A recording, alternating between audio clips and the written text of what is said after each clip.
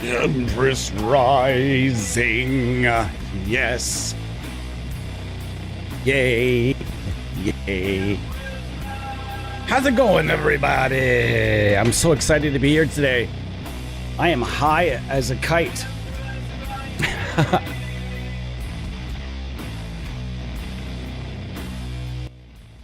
Uh-oh. What happened? What happened there? That was weird. All right. We're listening to Monolord Radio today. There's a blend of awesome shit in the background you're going to be hearing. I can see some of my favorites right off the top. Monolord is by complete fact one of my favorite bands and my favorite doom band. They are not stoner rock. This is a doom band. Stoner doom. Sludge. It really depends on who you're talking to. Hang on, let's get to it.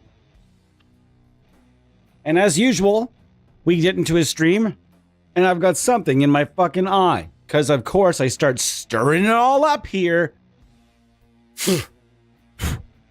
I start stirring everything up, and then I've got to touch my face. I've got oils on my fingertips, and then there go my strings. Then I can't put my...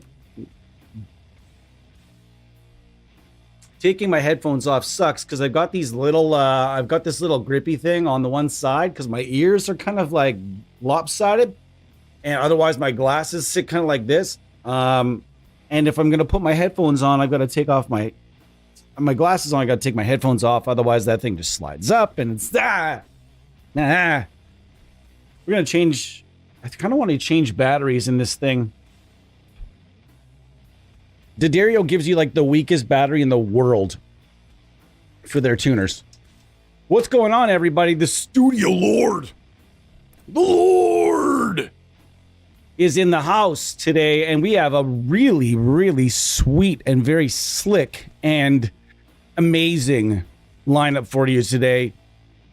We have a brand new secret plugin that I'm going to be chiming in on in the second half. We're going to be trying out a secret plugin. Question, if you guys, here's my thing. I need to see a fuzz pedal. If there's a suite built around an orange amp, I need a fuzz pedal. I think fuzz plus orange equals goodness, greatness. And today is the orange edition. And when I say by orange edition, we are going to be testing out a bunch of pedals and a bunch of orange amp sims. We have amplification Clarent, my personal favorite, made by Kuwasa. I really feel like it needs a graphic update. I have sent them that, as I know them quite well, and I'm just about to send them an email for the Blues Driver pedals they just put out, so I'm going to mention it again, because I really feel like they're doing themselves and their older plugins a bit of a disservice by not bringing them into that new era with that vector UI where I can size it the way I want. That's always nice. We're going to turn up the oversampling a bit because Bertha down there is, she's pretty capable. I'm not too scared to turn up the oversampling on some things. Plus, Kuwasa in general is pretty light on resources. If you've never heard of Kuwasa before, you need to acquaint yourself, because this company makes some seriously awesome stuff, and they do it at an amazing price. If you've never used Kuwasa stuff, you are going to want to make sure that you get in there. We're not tuned super low first half today. Second half, I'm going to break out the Destroyer, and we're going to really wreck some shit. That you guys can decide. Do you want the Destroyer, or do you want me to go real low and get the baritone out with some fuzz magic? All right, we've got amplification Clarent. We've got the freeware represented today. This is an old school, but still very, and you guys are going to find out that this thing absolutely can still wreck. This is the Cypress TT15, available from Black Rooster Audio, coded and programmed by Ray at Fuse Audio Labs in his time with Black Rooster Audio. So if you know of the quality of Fuse Audio Labs, you'll know that this, if Ray did it, you know that he has spent his time on it, and he has done a great job. This is, of course, the Tiny Terror. I'm hoping that this cat This cat is, when he bounces back from his IBD problems, when he bounces back, he is like a hunger demon. He will eat a pound of meat right in front of your face if you let him, which you're not, we don't, but he would. And he's eating kangaroo and lamb now, and I'm just worried he's going to make some very poor decisions at some point here. Anyhow, I may need to get up and shoo him off of something today because, man, he is just on a mission. I've never owned a more mischievous animal, but I've also never owned a cat that I had such a connection with either. All right, next, the Rocker Gain, the Rocker Gain 100 from... Okay, can you get down? Oh, geez, Louise. Hold on, guys.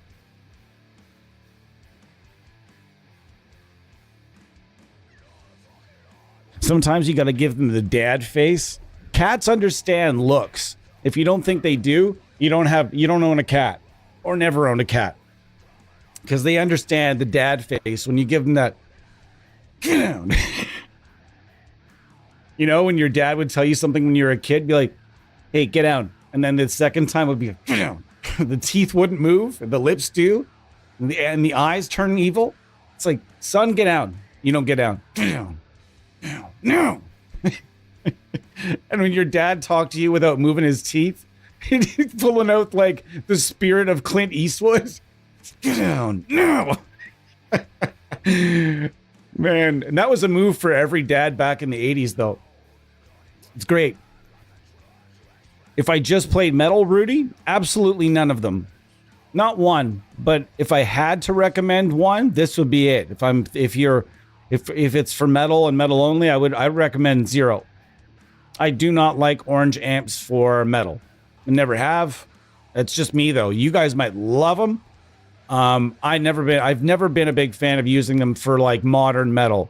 For me, orange amps were born to rock and born to doom and born to do stoner rock and born to be blended and combined with fuzz pedals. No amp on this earth reacts to fuzz the way orange does and matte amp. Orange and matte amp, they are not different. It's just a dude from Orange, as far as I understand it. I don't know the whole story, but the matte amp GT is simply the same as an orange amp. It's just a dude that, again, this is very crudely, the guy that worked at Orange that started his own company and started making basically orange amps.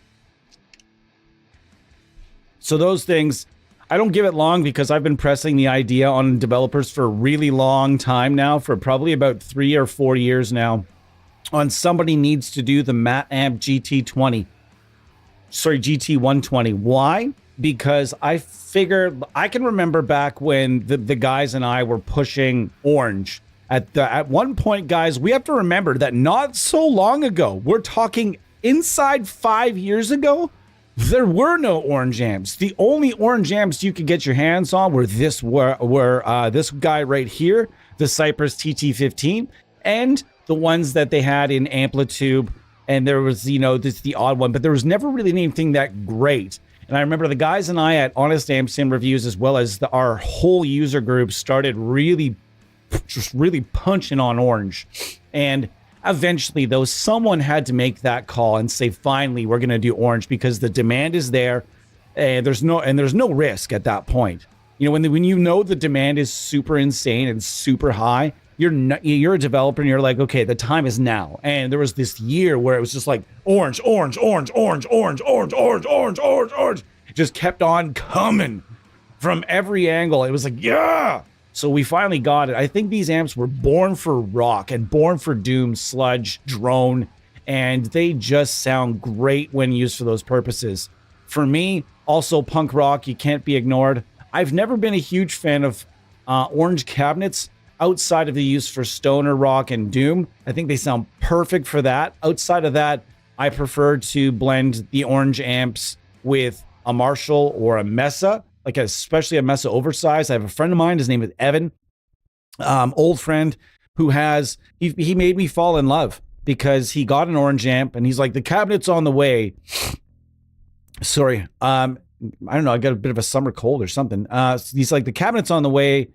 And then he ended up canceling the cabinet order because he just put it on top of his Recto OS.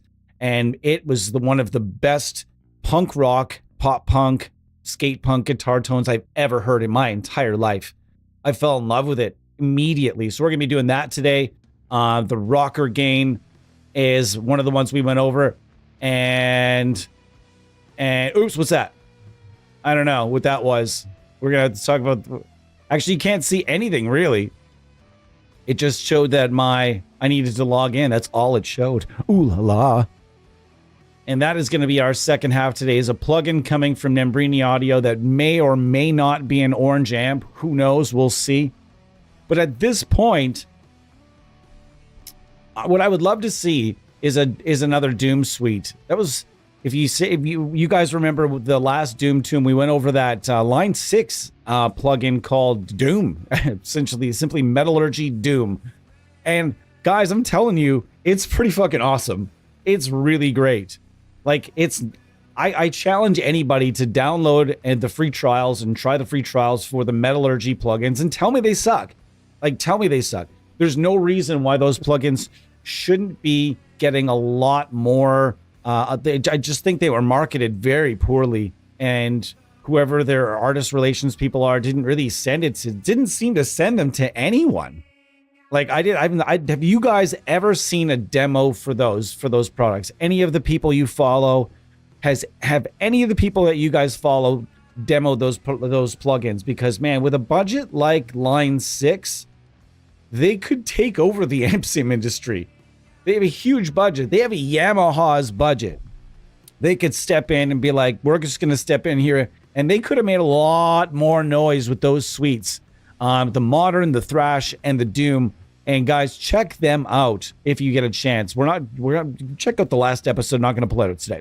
Now for pedals today, guys, I've got the Dozer Drive. That's my first signature plugin. You can see the Honest Amp Sim Reviews logo in the bottom right. I still miss that logo. A lot of people have said to me that we should rebrand. We should just rebrand this Honest Amp Sim Reviews and screw the Amp Sim universe. No, the Amp Sim universe. The Honest Amp Sim Reviews, sure, it involved me, but it's a completely different operation. Honest Amp Sim Reviews was basically just myself and two other people with a few people doing columns and stuff. But the Amp Sim universe is a multifaceted, departmental team with lots going on. And it's definitely from the ashes of, but it's, again, something that we're going to have this rebranded. We're going to get somebody, I guess Lewin's going to redo. Lewin Albani does all these UIs, by the way, and he does a fantastic job. But this is my original first plugin. This is half fuzz, half tube screamer. You can use it in parallel mode, or you can use it in whichever order you'd like.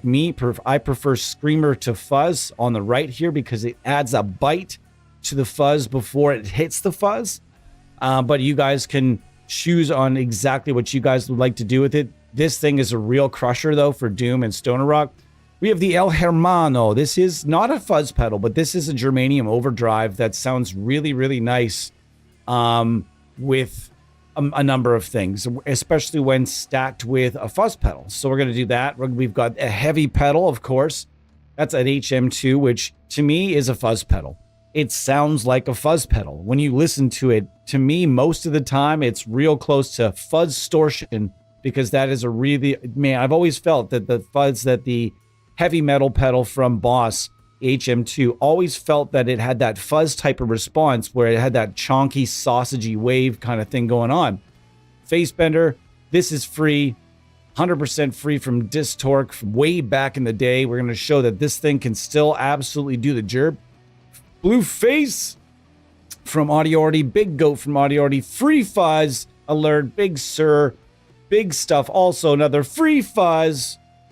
The Monster Fuzz from Wavemind. This thing absolutely rules. And, of course, the Doomagorgon from Audiority will make it. And so we've got lots of things we can do today. We've got lots of different impulse responses. We're certainly not even going to bother using my EGA414 because it's not applicable today. So we can go and do whatever the fuck we want. I've got a few stops I want to make in the impulse response area, but otherwise, if you guys have a suggestion, I am all ears. And if I have it, it's going in, okay? Let me get to the comments here. 11 people, nice to see you.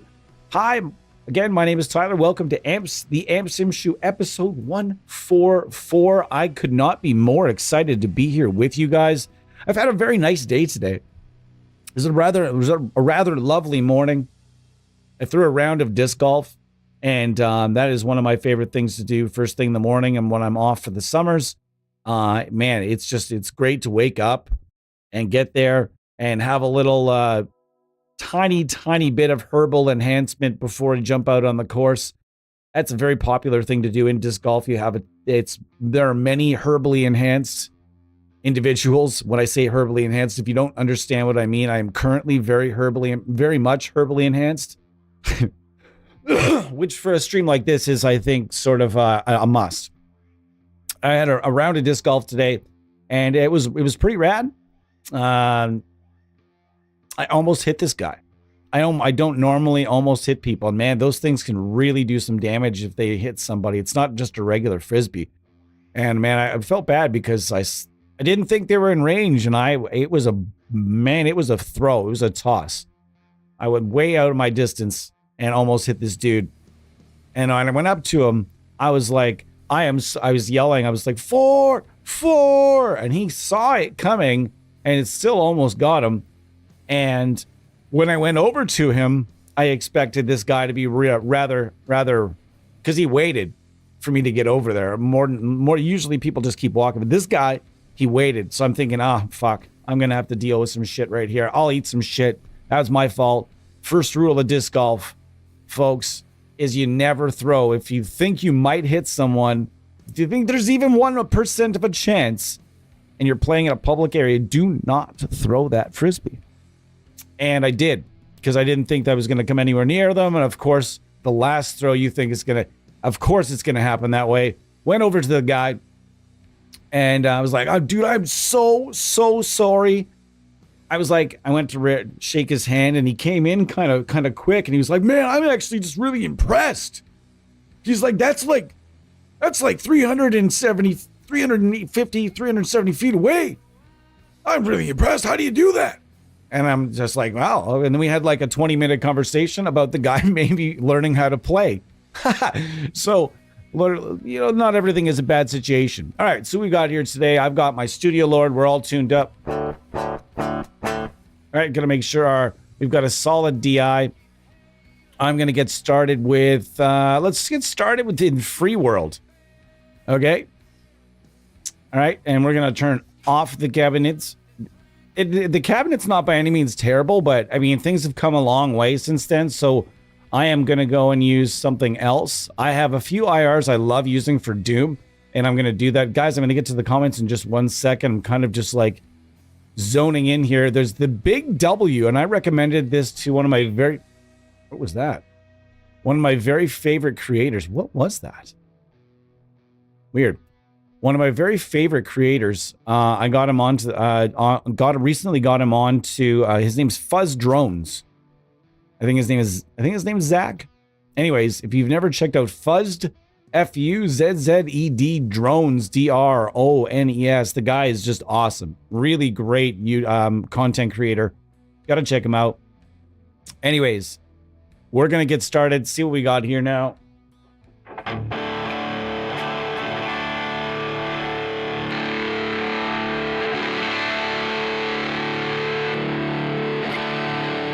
I'm going to find something I really like here after we throw in some fuzz.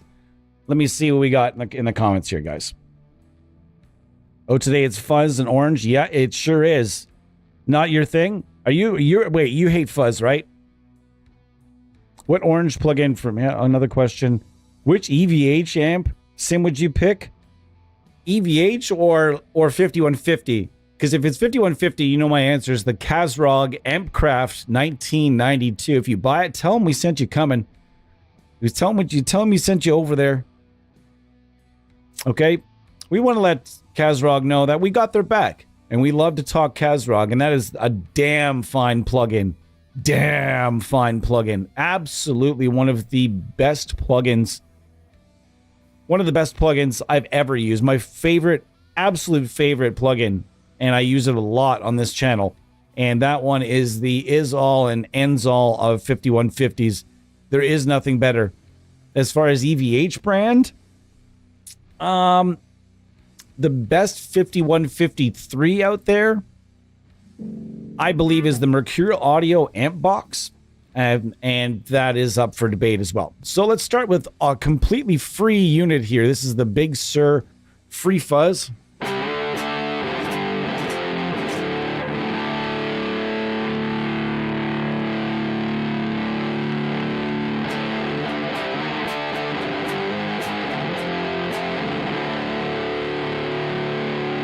And this is my 1978 Yamaha Studio Lord. This is not a Les Paul event by any means, but it's a lawsuit guitar. And when I say lawsuit, if you're old enough to know, you know. If you're not old enough to know, basically what happened is, to keep it the real short version, is that in Japan in the 70s and 80s, Japan, there was a lot of companies making very, very close replicas of popular guitars with just some very, very minor differences. In this case, almost no minor differences. And they were making stuff that was up to par with some of the stuff that they were copying. And it got a lot of people, as you can imagine, got some people really, really angry. And a bunch of companies together went in and did a big lawsuit and sued a lot of people, as far as I understand. So, but these lawsuit guitars are still readily available all over Reverb, and only recently, son of a bitch, only recently have they gotten popular, which is super bummer.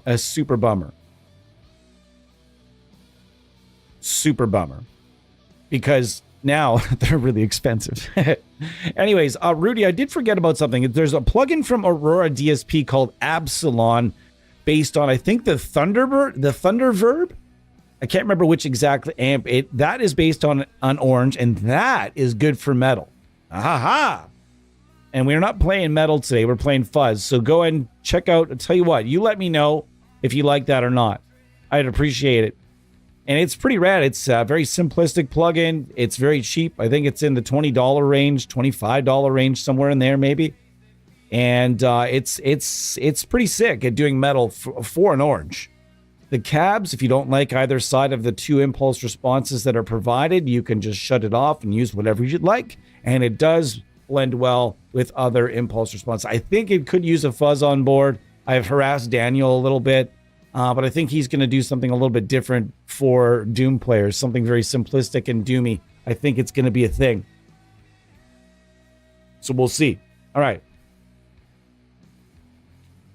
Goblin. Yeah, Goblin's not Orange, though. Goblin is... Yeah, sorry. He was asking EVH 5153. Yeah, Goblin is pretty sweet for free. Also, there's a one knob creation from Bogren that's not too bad. I think Rhino has a 5153 that's pretty solid, but if you're talking like which 5153 is the best, I think the Mercurial Audio amp box and the one in Amp Hub has very much improved. For a while, the one in Amp Hub, I believe, was kind of flawed and a little cardboardy, and then they did some major work to it, and somebody was like, you need to try it again, and I did, and lo and behold, it was legit, like super legit sounding. Audio Assault had a good one for a while before they changed their system. I have no idea.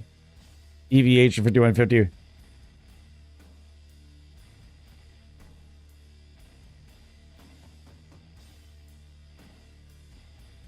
Yeah, there was which companies? Let's list some of the companies you guys can look for. There's Yamaha that did some. Ibanez their own thing. I think they had RGs at the time, but even prior to RGs, pre-RGs, they had stuff like they had the Destroyers and stuff, but they were also doing copy guitars for a while in Japan.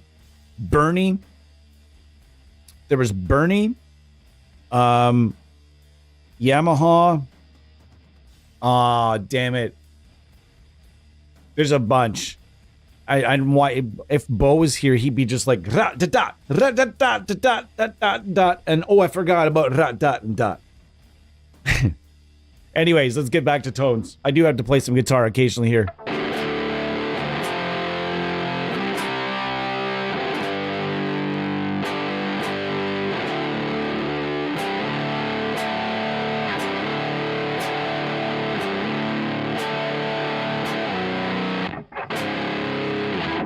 Okay, let's see what we got for the impulse response here. I haven't really tuned anything up yet.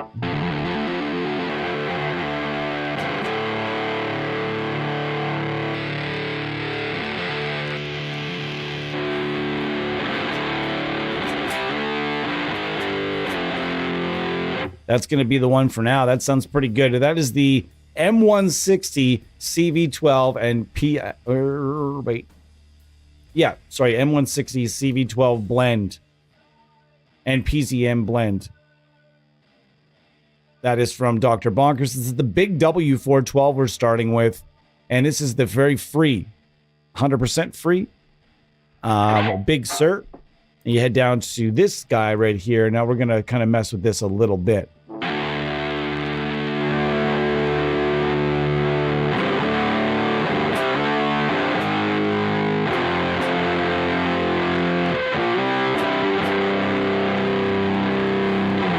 And we were talking about yesterday what the inverted power chords can do for a doom riff.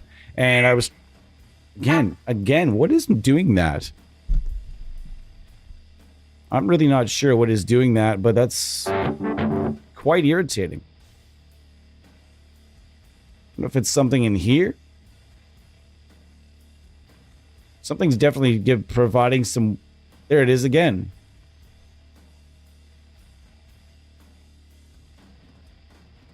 Very strange. Maybe if I tilt it? I'm not really sure, guys. My mic is giving me some weird static today. So if something goes really flagrantly wrong with this mic, I will just... is it the gate? It's weird because I never touch any of this stuff. I set it and tried to forget it. But let's see what we can do here to make sure that all is well. Anyways, guys. So this is 100% free. You can get this ASAP. And from, again, right there. What is doing that? Does anybody have any idea what that could be?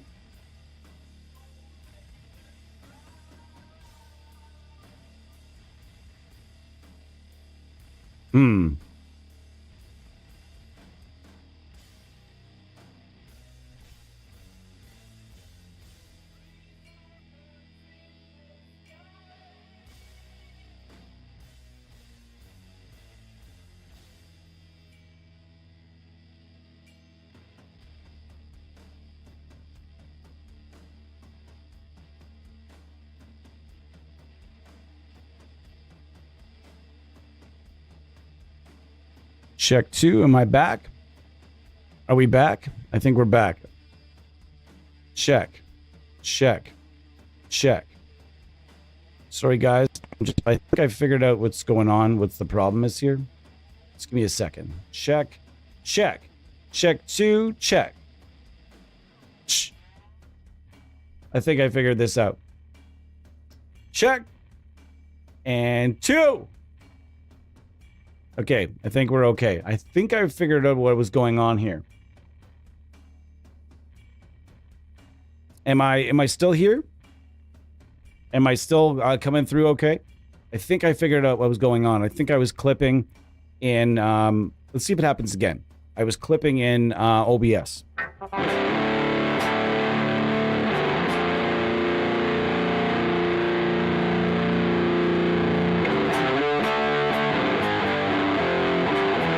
I would say this kind of floats in between. Again. Check. Check. Sorry, guys. I don't know what's doing this. And I really have no idea what's going on with my vocal channel right now, or my microphone. Let's just talk for a second to make sure that this has nothing to do with my guitar channel. Check 2. Is that this channel or is it coming through my other channel? Let's just keep talking for a second with my guitar volume completely down so we can figure this out together real fast. And then we're good. Check, check, check, two, check. Hey, I think we're fine. I think this has something to do with the guitar. I like troubleshooting mid live stream. You guys must like it too. Nice and dry. Check, check, two, check. Who the fuck is this guy? First we're hearing stories about cats. Now he's checking his mic. This guy is just terrible. Why am I watching? Check. I think it's guitar based here, folks. So, check. Could it be there's something microphonic happening with the pickups? Let's check.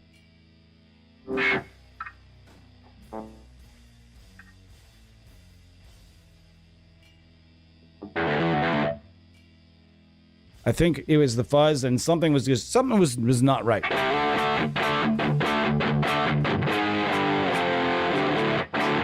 So right now this tone is, I think, costing me roughly $9.95 for the IR pack. We're just gonna go pedal to pedal and we're just gonna kind of just chill out today, making some fun sounds and see what we can do. This is the Dozer Drive, which is not free. I guess I can, let's just try to keep this first tone free. Let's go face bender. Face bender.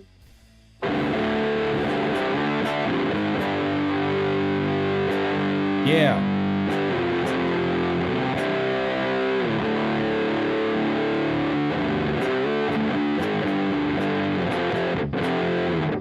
Let me see what the noise is like. That's what's going on here. There's a lot of noise. The denoiser is essentially saving our lives on this one. Check two. Let's listen to the noise. It's hiding from us right now, guys. Watch your ears. Ah, I see what is happening here. Let's turn this down. Let's see what we got now. Much better. Okay, now we figured that out. We figured out what was causing our issues. I had the gain too high for the fuzz, the amount of fuzz, and this is the problem, guys. You got to watch the amount of fuzz you're using and the amount of gain in the amp. Usually you try to use something that's just not a clean tone. I wouldn't say a clean tone. You want a little bit something with a tiny bit of, like a little bit of bite. So I would suggest, like, when you're using a fuzz pedal, to find a tone in the amp that's kind of that, at that edge of breakup. Not crunchy, maybe even crunchy, maybe, depending on which fuzz pedal you're using. But if it's a fuzz pedal that doesn't have a lot of juice, you're going to go up with your gain a tiny bit. If it's a fuzz pedal with a ton of juice, you're going to want to come down with your amp gain, just so you make sure you're not, again, you know, you're overloading a noise gate and creating some awful signal things going on.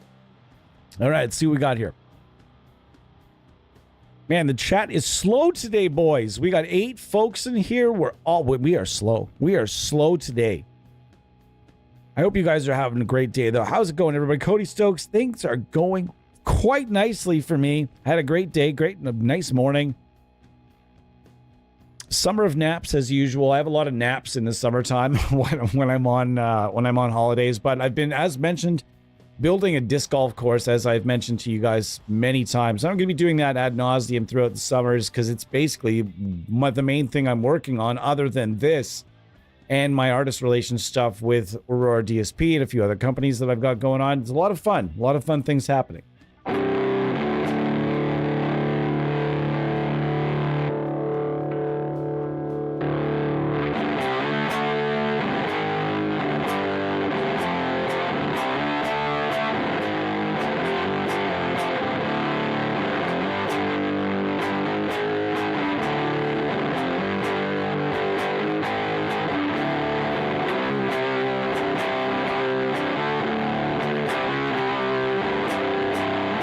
We're going to talk about the inverted power chords there for a sec.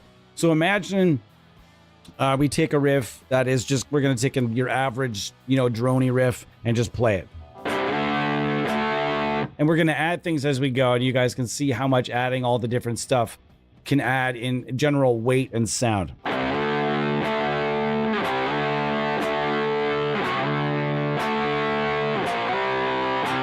No, actually, that's not a great riff. No.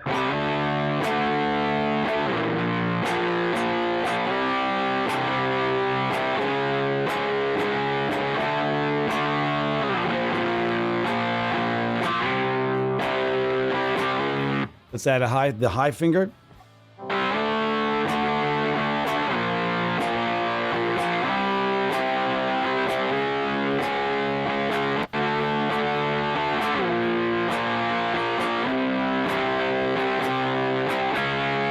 Now let's add our big, beefy, low, low, low.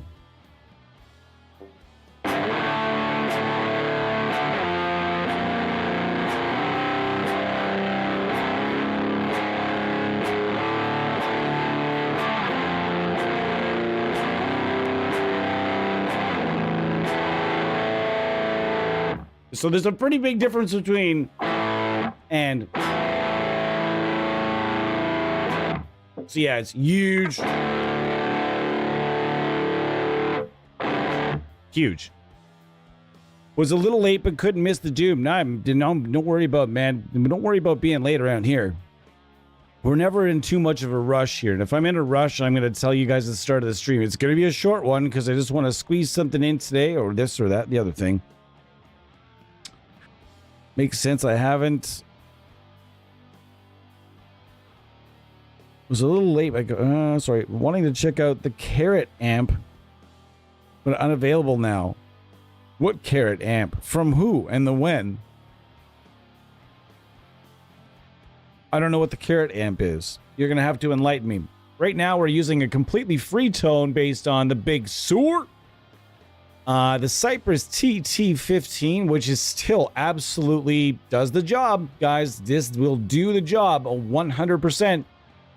And we're using a big-ass old high-watt cab called the Big W. This thing, if you look at the Dr. Bonkers product page on the Big W here, you'll find a cabinet that looks like you just know. You know, it's a cabinet that if you're of a certain age and you've been around for a bit, you'll just know that it smells like a pawn shop. And you know what a pawn shop smells like. They all smell the same. Every single pawn shop smells the same. All of them. Unless they've got something like, you know, something really different and unique. Like if they sell incense or something at that pawn shop, then it's all over.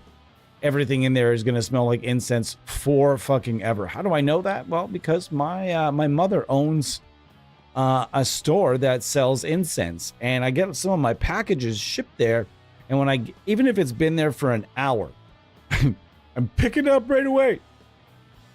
I will pick it up, and if it's been there even 45 minutes, and it has the package itself has the firm smell of mixed incense. And again, if you don't know what the smell of mixed incense smells like, you've never been into, well, they used to call them head shops, but I'm not sure that's what they still call them. What do they call them now? Just the cannabis stores?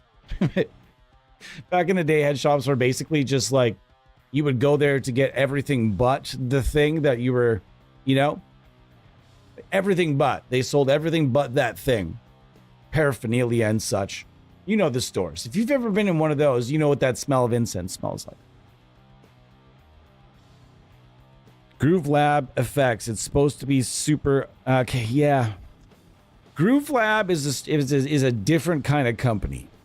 We don't really focus on. We don't showcase the Groove Lab stuff here because I don't really like the way that they do things. I don't really like. It doesn't scream customer confidence. When you are. When the customer has to give you their money and then email you for the license. I think it should be like an automatic trade for ones and back, you know, like and the few products I've tried from them they were just like, they were in the middle. You know what I mean? They're in the middle, but I'm going to let you do your own. I don't think he has free trials, and you guys know what I think about not companies that don't have free trials. I'm sorry. But it is a market standard that you have a free and at least free working trial. It can have static or it doesn't have to be unrestricted. Like, I know that's kind of tough to figure out. It could even have static or silence, or preferably silence, not static. That's really irritating when you're playing on something and all of a sudden you hear. That's anybody that's ever done that with headphones on can tell you, like, I'd rather just, it makes me want to just punch the desk. It drives me nuts. Give me static. give me a very faint beep, you know? Either way, I like unrestricted free trials, but either way, it's still great. It's if they don't have some way of trying their product for free, I don't want it. That's it. And I think you guys should also hug that and stick to that as well. If they don't have a free trial for you guys to try, then you don't want it. That's the end of that story. Because that has been a market standard in this industry for 10 years that you have a free, at least a decade now, that you have a free working trial. And then the unrestricted thing kind of came around with iLock. And then when iLock went down, now companies are starting to develop their own proprietary ways of offering unrestricted free trials. I know that Nembrini Audio and STL Tones do that now, where you can use it mixed with it's timed. There's nothing about it except for it's timed. Whereas free trials are not timed, but they have something involved where it's like, you know, there's a beep or something else, right? I just don't like that. And until they fix that, I can't do it. It's not that I don't like the company. I think their graphics are kind of neat. I think the guy that runs the company is really nice. He's a super nice dude. I've talked with him via email, but I just can't get, I can't get behind something that makes a customer, that could potentially make a customer feel uncomfortable. Can I vouch for Groove Lab Effects and say that if you buy something from them, you will get your product? Yes, absolutely. I've never heard of even one person buying from Groove Lab Effects and not getting their product. That is not something I've ever heard of. He's pretty prompt about it too, as far as I understand. And I think there's something similar with ML Sound Lab where you have to email them for your license code as well. I just don't like that practice a whole bunch, is all I'm trying to say. I like it where you should have a free trial, number one. And number two, when the customer pays, the customer should get immediate access to their files via digital download. There's no refuting that at all. These are two things that every developer needs to do. Okay? No matter what they're offering. Static is the worst, yeah.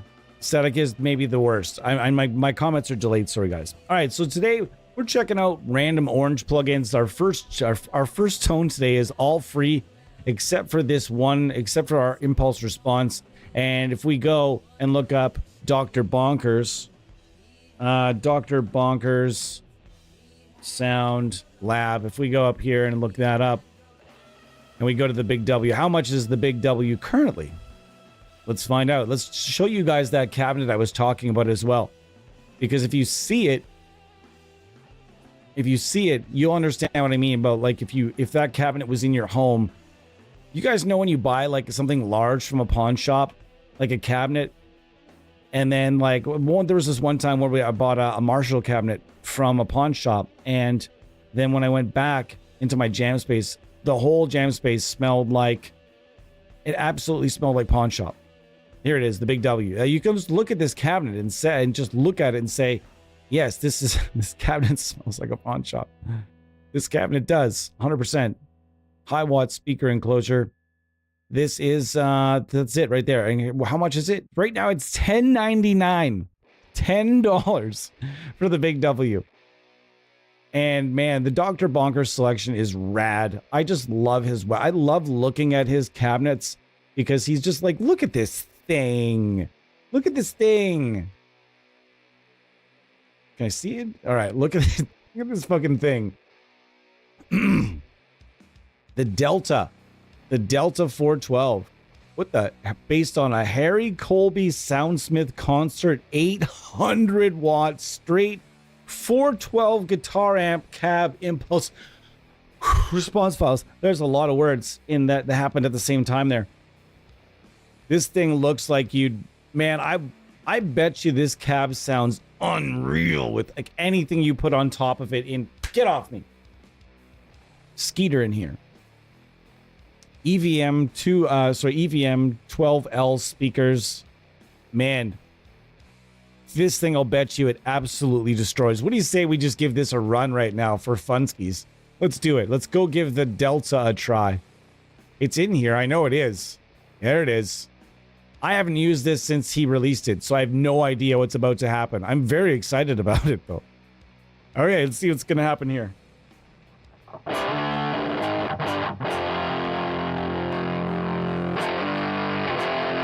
You know, I'm really starting to dislike the sound of a 421. I don't know why.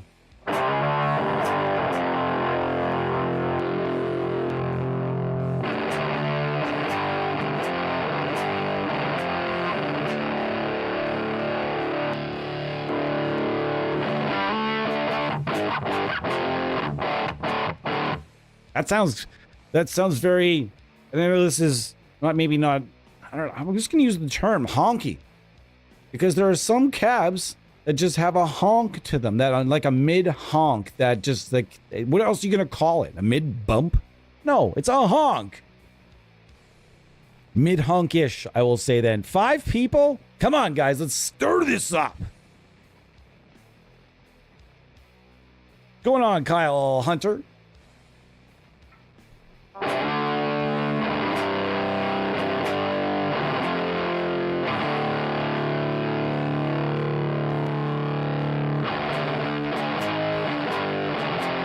That file sounds super good. I like that file. We're going to stick with it. And we're going to go with a different amp in a minute. But right now, I just want to continue just to get what I can out of this guy right here. This is a super fun amp sim, guys. This Cypress TT15 has been around for a minute. And when I say a minute, this thing probably predates the majority of the top companies available right now by about 5 years. 5 years, or at least 2-3 years. Sure, it looks maybe a little obsolete. Maybe the graphics a little bit on the older side. But the rest of this thing sounds awesome.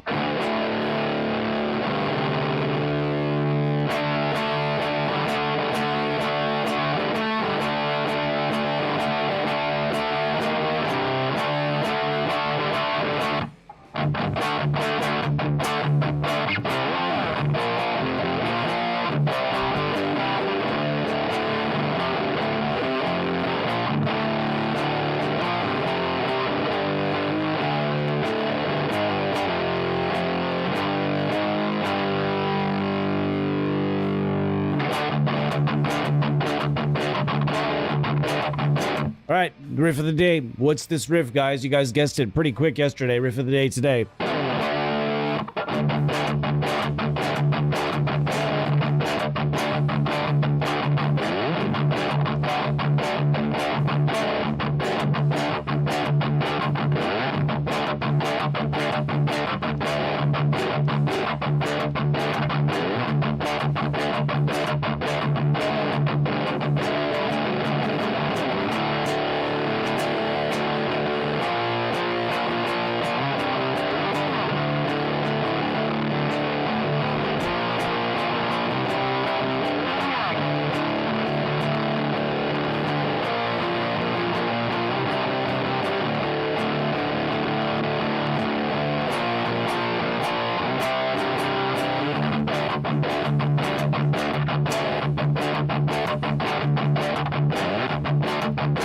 Yes, it is, buddy. This amp is perfect for Caius and perfect for Caius tone. I agree. It really is. And even though the amp, have you ever actually seen the amp he used in his Caius days? Please say no. Please say you've not seen it.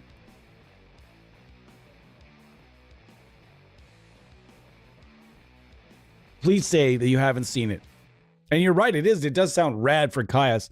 Even though we're using a cab and an amp that Josh Humamami, I don't know how he pronounces it. Josh Home, we're going to call him. This is nothing close to the rig that he used. Not even in the right ballpark. Not one component is even close to what the man used. And yet, we're close. We're close. Yeah. Okay. Let's go to it then. Let's go to equip board. Equip board. Here we come. Now just for reference though, let's just for reference. Hold on, because no one has actually heard the tone we're after here. Okay, here's the tone we're after, and now you guys are going to picture the amp you think he's using based on the fact that this is a world-class Doom, legendary, iconic Doom band, okay? And he's in C, I think, not D.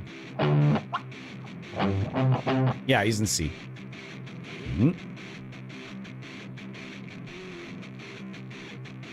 Remember the first time I heard this song, I think I was 14, and I was just like, what's that?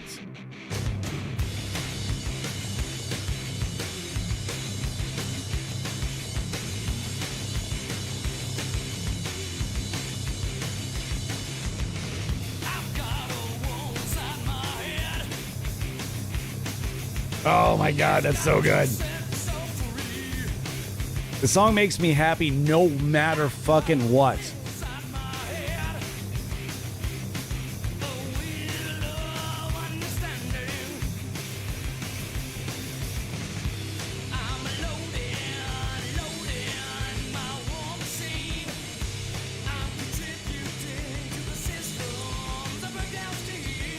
And then when it transfers back to the chugga chugga riff.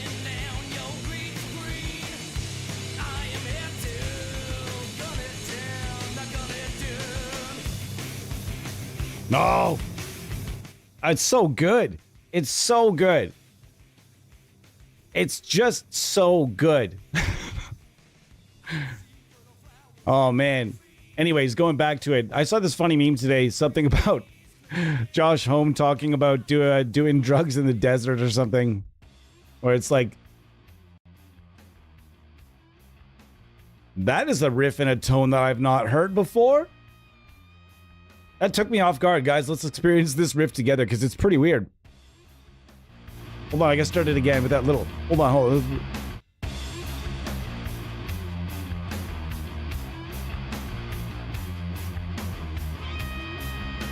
Is that a fucking harmonica?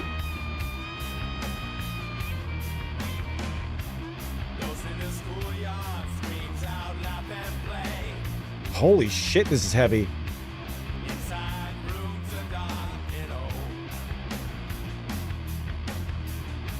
That's going on my list.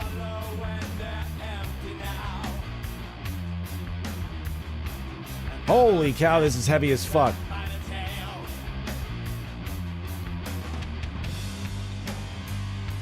All right, well, I'm glad we got to experience that together. That one little riff, that little high note at the start of the riff took me. I was like, what was that? Hold on, I gotta hear that riff again. Let's do it right there.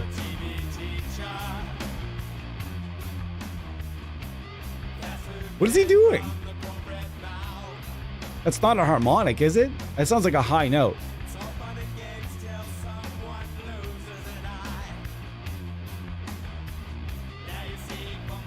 Weird.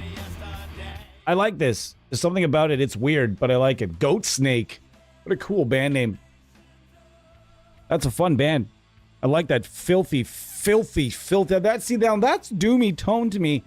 When I hear a good doomy tone, it makes me, like, at least subconsciously make me feel like I need to have a shower. You know, like when you walk by. It's like when I walk by. Oh, I'm going to get some shit for this. It's like when I walk by someone that's smoking cigarettes, or I have to stand beside someone smoking cigarettes for a really long period of time, or even like 5 minutes, which is a long period of time for me. I feel like I need to shower after that. I'm sorry for you cigarette smokers out there, but I'm sorry. I'm not really that sorry, because if you're a cigarette smoker and you don't know that you stink, and it's my, like, every smoker I know realizes that what they're doing is it offends some other people. There's one that doesn't, and I just try to make sure I'm nowhere near him on a disc golf course. I can't deal with that shit. Goat Snake are proper doom. I haven't heard it. Oh, it's one of the guys from Sun. Oh! I'm assuming that that's how they wanted me to say their band name when there's like a 0 and a bunch of like fucking random brackets and shit. I'm just going to say it however I want.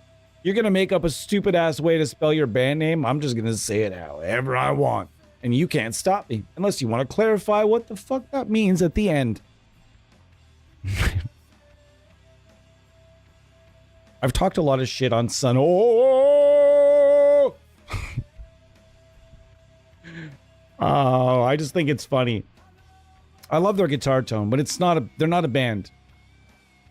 They're not a band. You know, it would be rad if Sun and Mortiz. Do you guys remember Mortiz? Yeah, you do. And if you don't, I dare you to go look up Mortiz right now. Mortiis. Go ahead. And everybody in this chat that's heard of Mortiz, we're all laughing for the people that are about to go type his name into the Don't worry, nothing gross is gonna come up, but you're gonna be funny. What the fuck, dude? He's wearing a fucking nose. He's got a fucking putty nose on. What's going on here? What's happening today? I guess it's no different than anything these days, though. Now mask bands are everywhere. It's more of an idea than an actual band. Man, that is the stonerest thing anyone's ever said about a band. Can you imagine if someone said that to my face?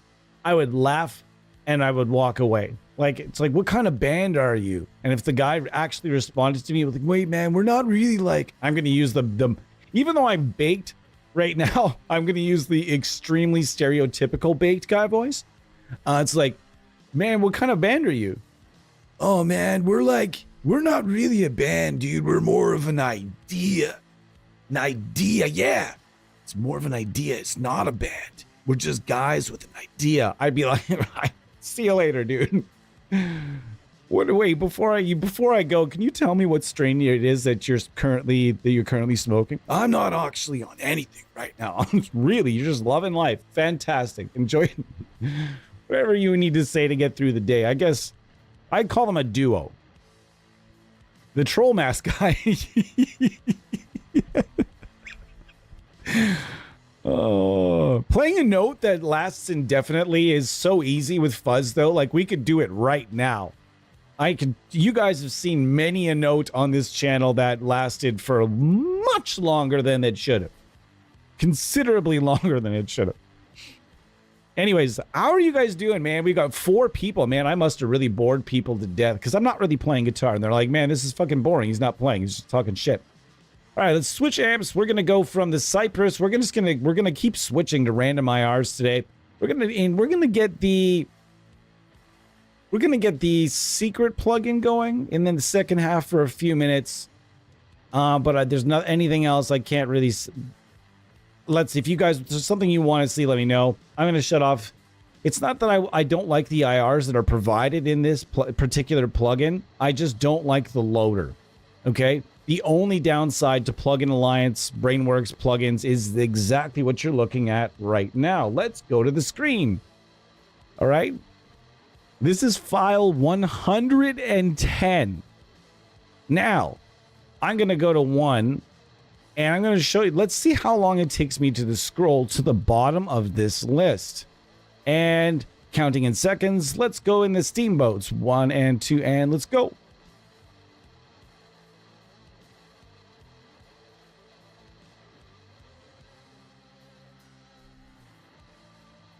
I'm already severely unmotivated. I'm just kidding.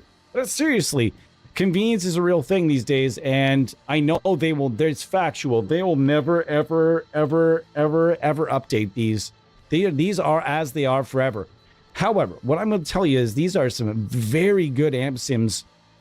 These impulse responses, if you just don't mind scrolling through them, it's fantastic. The RC info is pretty interesting because it tells you exactly the cabinet, exactly the microphones, the preamp, the EQ, and everything that was used in the making of that IR, which is super nice. I gotta say that somebody took the time to type all that and input all that. That's pretty solid. I like that. It's also nice that this one, a lot of the other ones don't have this nice RC off button to completely turn off this like that whole section.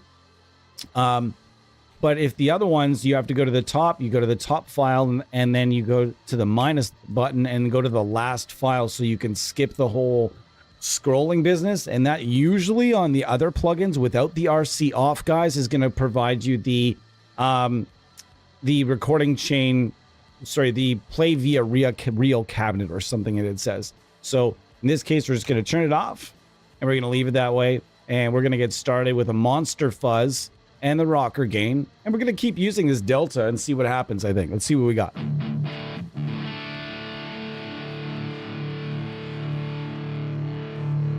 That's pretty solid. You don't not in a lot of gain, remember. Like, okay, all right.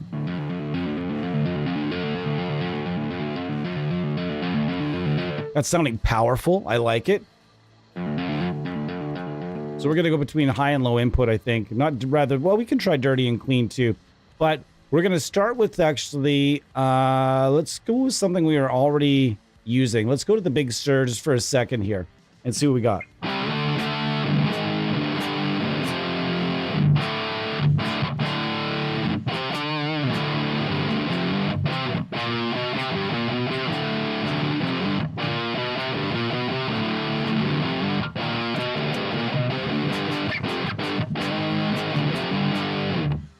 Yeah, that's sounding pretty solid. So we've got a nice tone going right now.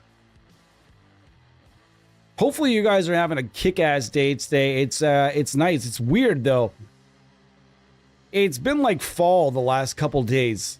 And for me, when I start feeling fall, that means my holidays are over. So it's like my brain was non-consciously like, man, the holidays are over. And the rest of my brain's like, man, it's July. Calm down. And then the rest of my brain's like, but I feel like it's fall. It's not fall. We're good. Calm down. All right, see, we got the IRs of Brainworks are good. They are good shit. I don't disagree, but that loader is sketch. You haven't used any Brainworks stuff yourself, dude? Get on the Plugin Alliance email, the mailing list right now. They'll send you free plugins for just jumping on the list. They'll send you a bunch of cool stuff just for jumping on. And they've got bundles available. They've got everything. You can get all the guitar stuff, not to mention when they have sales, which is often they'll let you know via mailing list. And then they'll, like, I've seen, no joke, I've seen the rocker gain as cheap as $15. 15. $15 for this plugin. That's ridiculous. Okay, that's just nonsensical. That's the price that shouldn't exist for this particular plugin, but it does. This plugin is awesome. I was super happy to see this hit the beta list when it came out. And you can see that, as it says here, modeled by Nembrini Audio.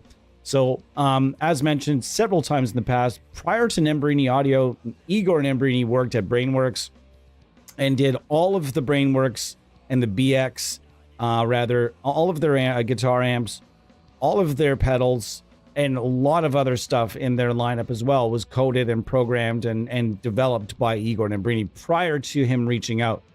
And I've been friends with Igor for a really long time, and I can tell you that all of the old stuff he did with Brainworks it all still absolutely plays. This stuff is all really good. Like, really solid stuff, guys. And we're after stoner rock tones to start off the stream, and later on we're gonna get a little bit more aggressive and get a little bit more fuzz coming in here. It's be good. They are very good. Cody, they have a free rectifier that I absolutely recommend. Big Sur is my absolute favorite muff pedal, even though what is it based on? It's based on the Electro Harmonics, something from Electro Harmonics. I can't remember what it's based on, but yes, it is killer pedal. I love using it. I'm gonna go to the Monster Fuzz now, and we're gonna see what the this Monster Fuzz sometimes gives me a little bit of a headache, and I don't know why, but we'll see.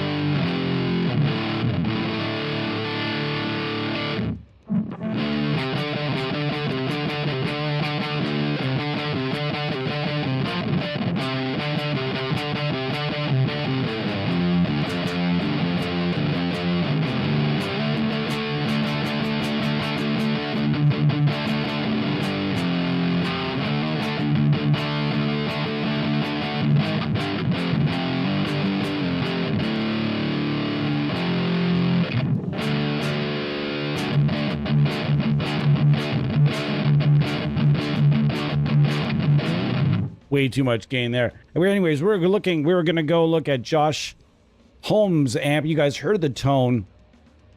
And we're going to go look at it right now. The amp that he used in Caius is insane. You're going to laugh at this little thing.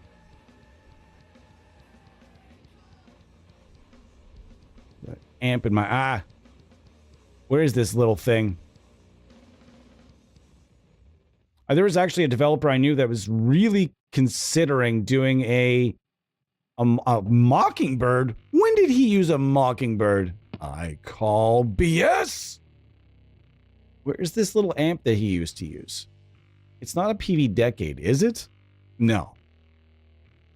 I thought there was something else. It was something different. Ampeg VT, VT22. That is a super... He's got that really nice, that motor. I really like this guitar he plays, though. There's something about this guitar he plays that I really do enjoy. There's something about that guitar that just... I don't know. I look at it and say, geez, that looks like something I would play.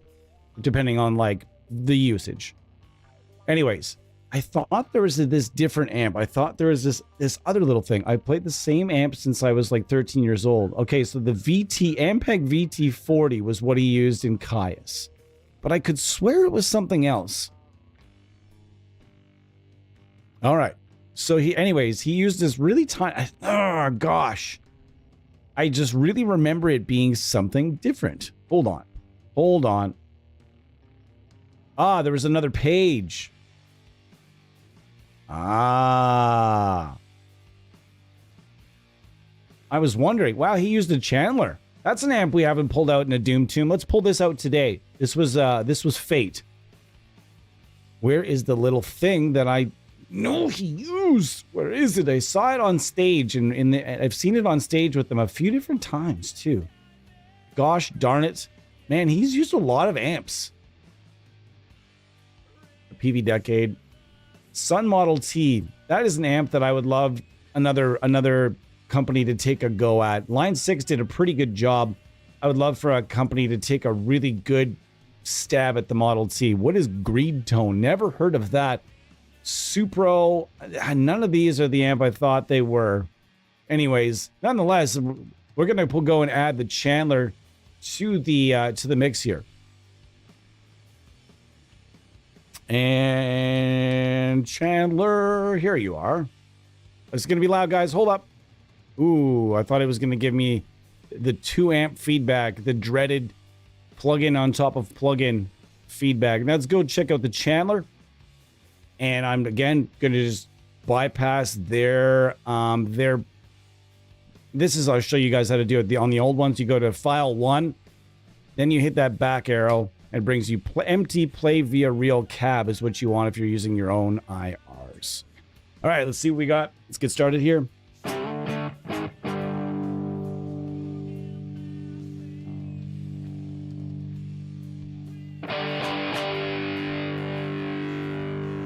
This thing sounds pretty bananas, actually, guys.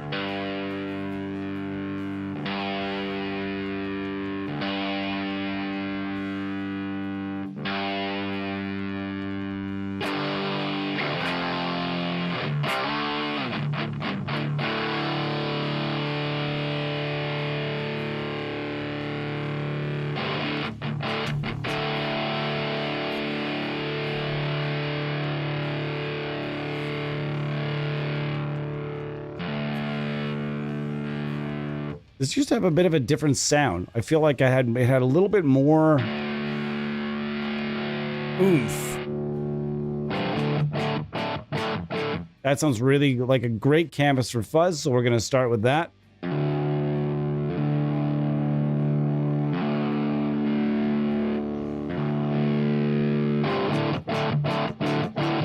That could be interesting.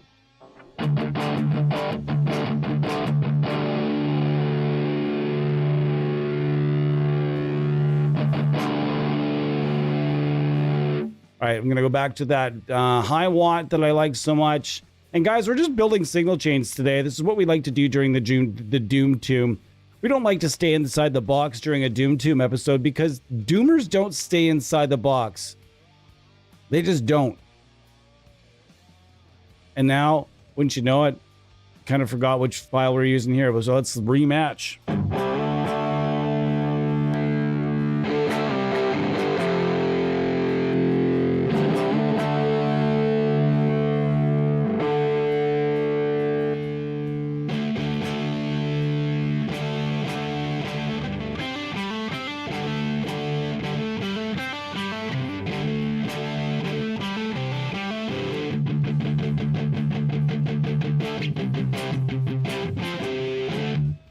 See, this is absolutely nothing close to what Tony Iommi uses.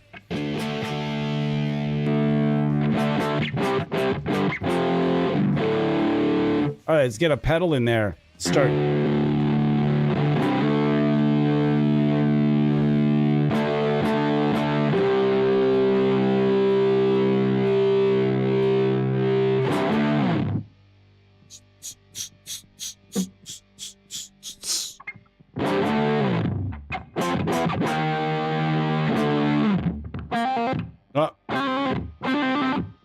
I can't remember which one it was.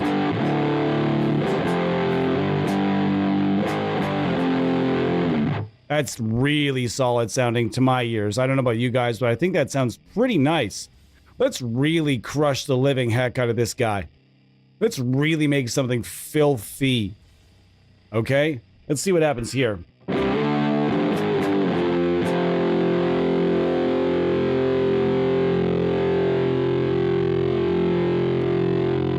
What were you saying about indefinitely long notes?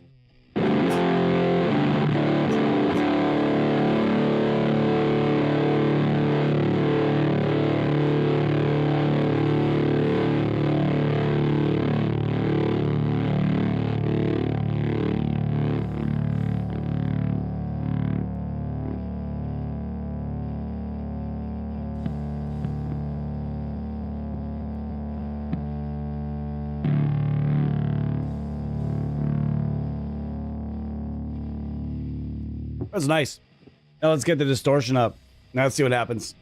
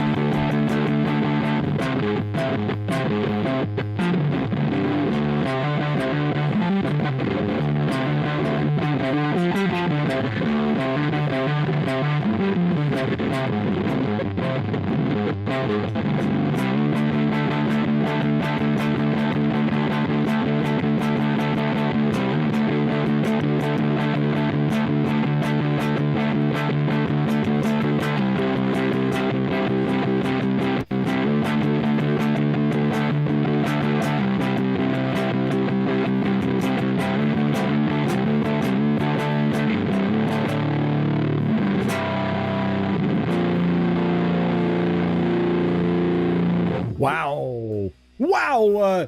Wow.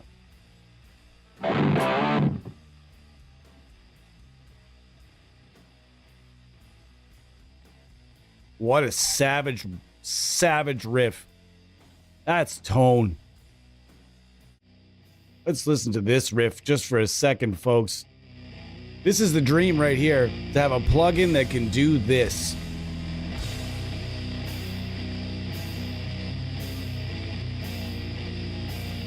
The hyper fuzz. Man, I want a hyper fuzz so bad.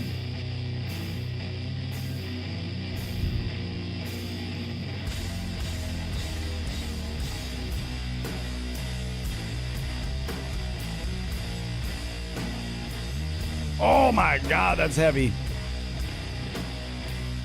Holy smoke. Second half, we're going to be going after a little bit less yay stoner rock and more boo doom. When I say yay stoner rock and boo doom, I just mean like there's just a different vibe about stoner rock and doom. Stoner rock is just, yeah. Doom is like, yeah. Yeah. Or, yes. You have that tone spot on. Spot on what? What? Would not have thought the heavy pedal for fuzz, but holy shit. Yeah, I mean, I've actually never understood it. For a long period of time, I remember talking to Steve Reese at Does It Doom in the early days. We talked quite a bit. And I remember talking to him about the HM2 and him being like, yeah, you know, it's kind of a metal thing. I don't know. And I'm just, we had to talk about it.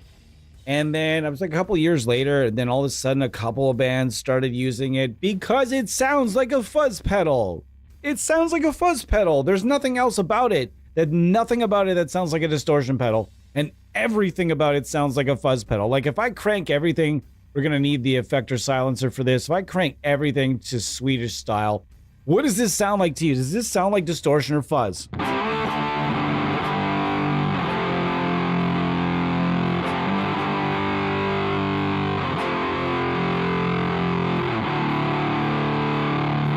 You want to see a note hang here.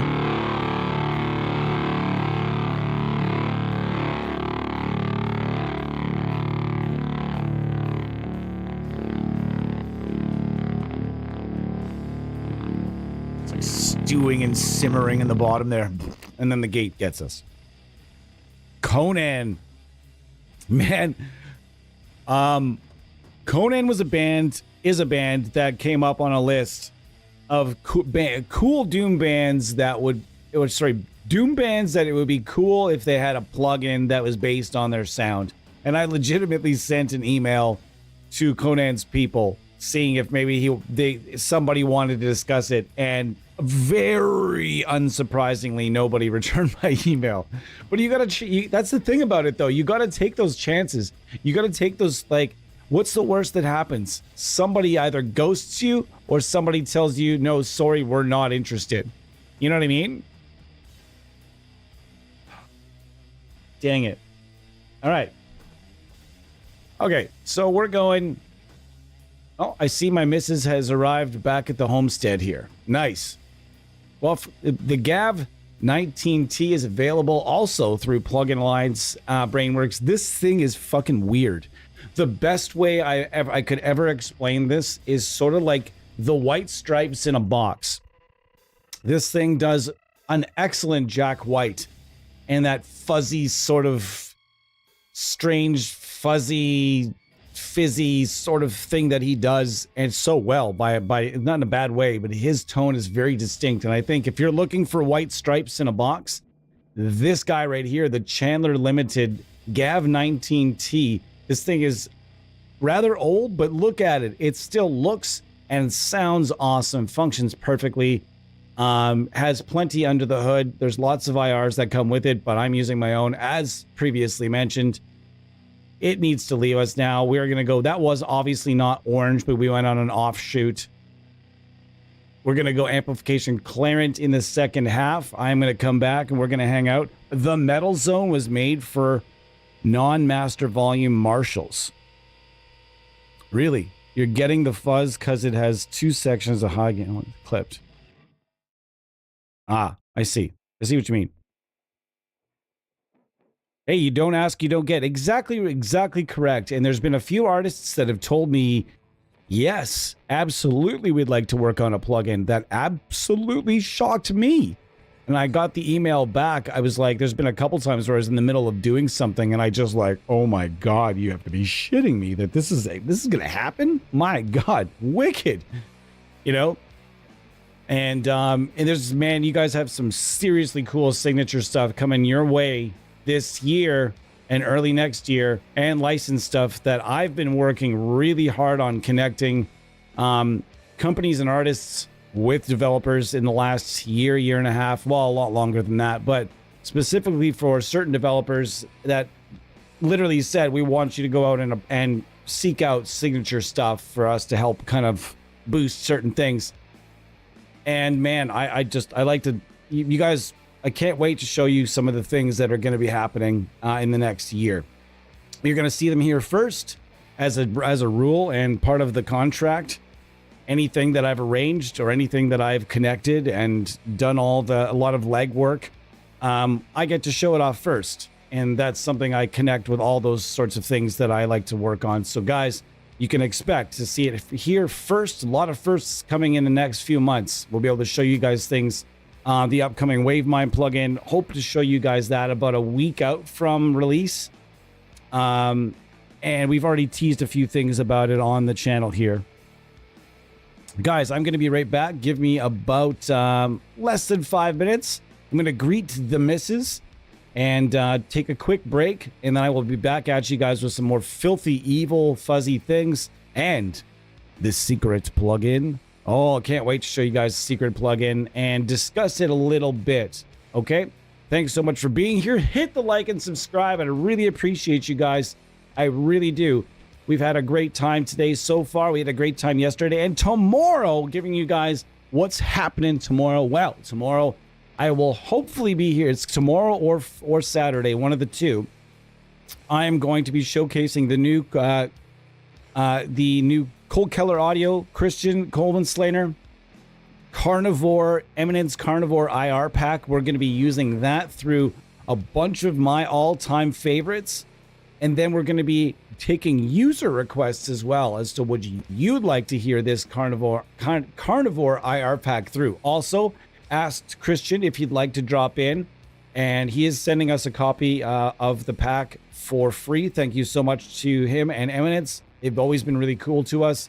And as far as him dropping in, it's really going to depend. He's a super busy guy. He's recording. I can't even remember. Is it Melakesh he's recording right now, or just finished recording?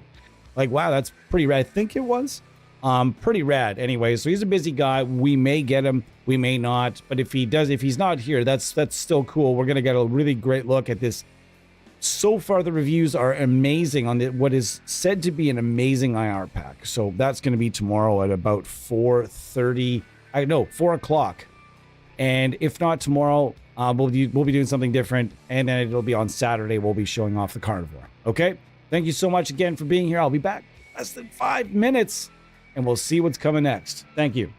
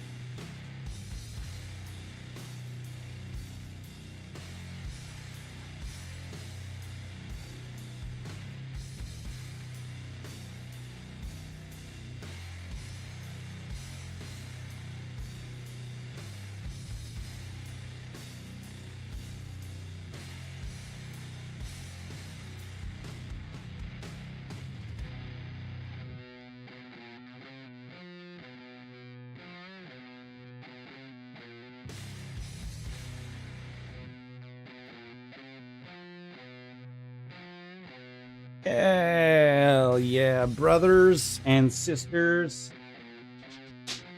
How is everybody doing today? I'm old, that's why I like EVHs, and everybody likes those amps, dude.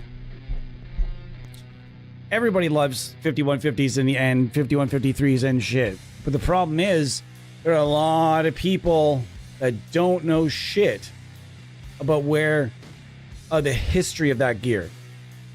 And that's the sad thing. That's the sad thing when people don't know the history. You have to respect Eddie Van Halen. If you play guitar, if you're a human being that plays guitar, Eddie Van Halen has earned your respect. Because chances are you're benefiting, even if you don't like Van Halen or don't even care for Eddie Van Halen as a player. It doesn't matter. If you're using a 5150, you are benefiting from that man's legacy. Just want to be straight with you. I brought my baritone in today. I had the Destroyer on the couch, and I said, you know what's better? Let's just go low and really, really crush some things. So we're going to do that. It's going to be fun.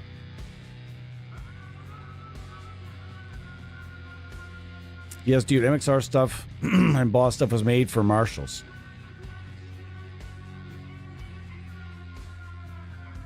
Metal Zone into a JTM 45.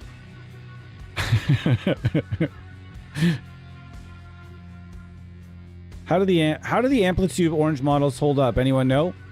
Well, let's find out. We have the access to that. Should I go for it? Probably not that well, though. Last time I checked, they were okay. A little boxy. I get the feeling that the next version of Amplitude is going to be no fuck around good, though. Guys, I'm going to call it right now. Amplitude is going to make a big move of some sort. They're going to do something. They're going to overhaul something. The last time they overhauled their power amp modeling, and it was like somebody colorizing a bunch of black and white stuff and putting it into HD. It went from cardboard to pretty rad real quick. And I'm going to turn this down a tiny bit. I turned it up because I was going on break. Anyways, very excited about IK Multimedia potentially doing a new version of Amplitude sooner than we think. I think. So we're going to start with, let's see. Oh yeah, that's right. We were going to go secret plugin today. 9 people in the house. Hi, my name is Tyler. Welcome to Amp Sim Show, the Amp Sim Show, episode 144. Very excited that you're here with us. Make sure to like and subscribe and all that jazz. I know I say it a little bit more often these days, but hey, our subs are up. So as long as I don't mention it more than maybe 2 times in an episode, maybe 2, max 3 brief mentions. But you know what's really lame is, like, I was watching, I think it's Corridor Crew.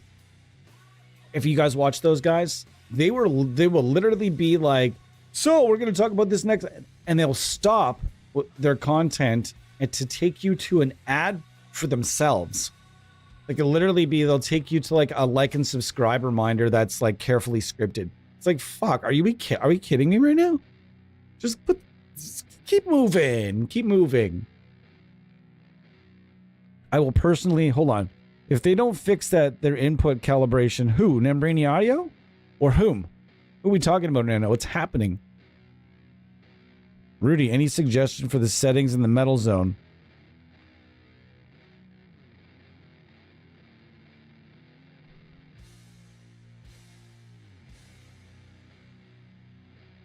There's a lot of developers based in Italy. Anyways, let's start kicking some ass.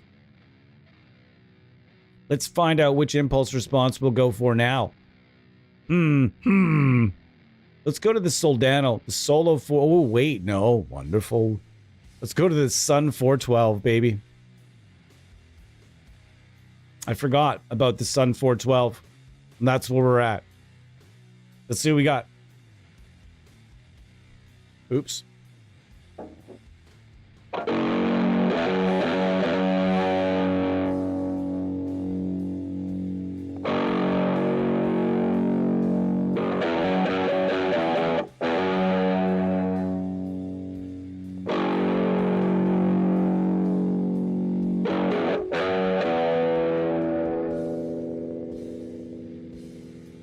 It doesn't sound too bad.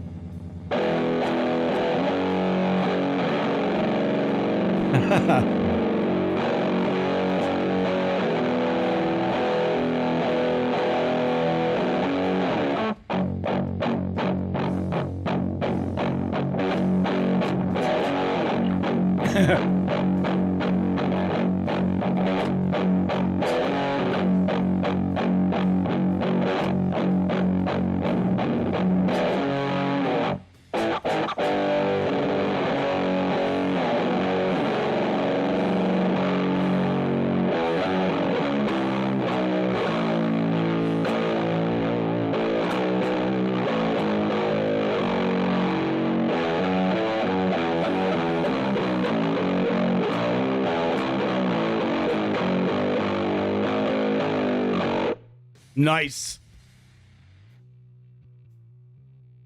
I'm moving you over for your own good. He's a fiend right now. He's crashing hard. He needs his kangaroo meat. To get him over the IBD, it's just to any cat or any dog that's dealing, or any, usually per people as well, I think, deal with it with steroids. And steroids make people hungry. And if you have IBD, steroids plus making you hungry, food plus IBD, it can be kind of a weird cycle. So anyways, guys, we're just chilling. We're having some fun today with random impulses and random fuzz.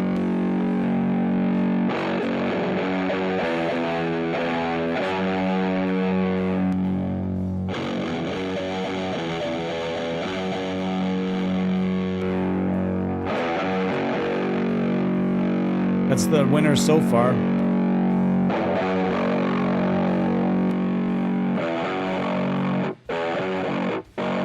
It's going to be between that one. That's muscular. That's muscular. All right, let's go to the dozer drive. And let's go with something that's kind of aggressive. Okay? Like the Joe Grizzly preset's pretty good.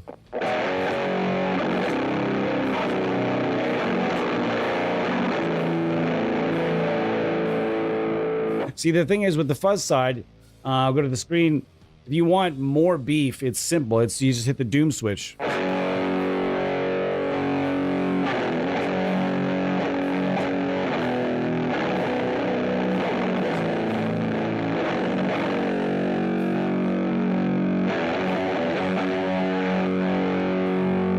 the feeling I lost the chat.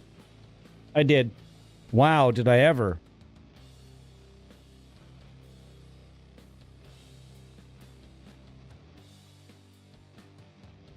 Mark, oh, IK. I see. I think the thing is we're far enough along in the amp sim industry now that an amplitude and IK Multimedia seems to have really be taking it a lot more seriously than they ever have. I get the feeling they've hired some very smart people, new coders. I'm not sure who they hired or what they did. But man, their power amp modeling is no fucking joke, man. It is no joke. I remember when they did it. I remember a friend of mine's like, if you tried the new Amplitude version, they did it late in version 5. I think they're on 6 now, right? They did it late in the version prior to the one they're on, if that makes sense. And I remember trying it and immediately going, whoa, this is a whole other world.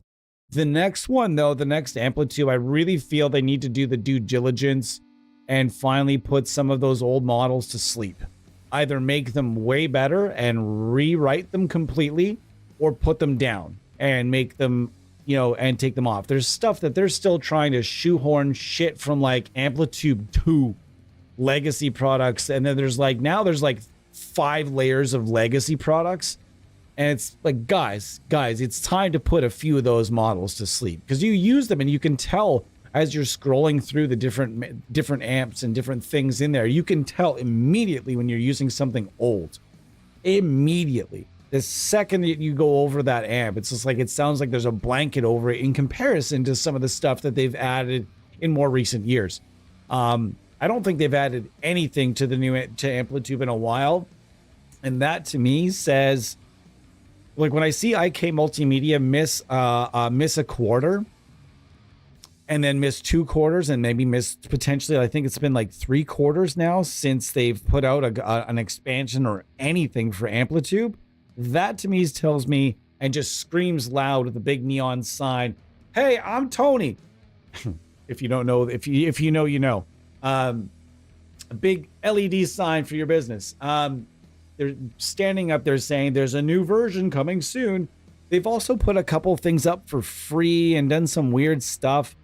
And you can just sort of tell a new version is probably on the way. The cycles are over. No one is really doing a lot of content for that Amplitude version anymore. However, the new version, when it comes, man, I'm stoked. Like I'm actually excited about it. Tyler, have you thought about doing that EVH plugin they did? Who did? The other day I discovered Ratatouille is a NAM loader. It looks like 1990s program, but it's like, wait do you see, Ton Guitarra, wait do you see the new NAM Universal, buddy. Just wait do you see our new UI. It is really nice. Considering the amount of serious competition they have, IK had no choice but not fuck around. Are you talking about IK?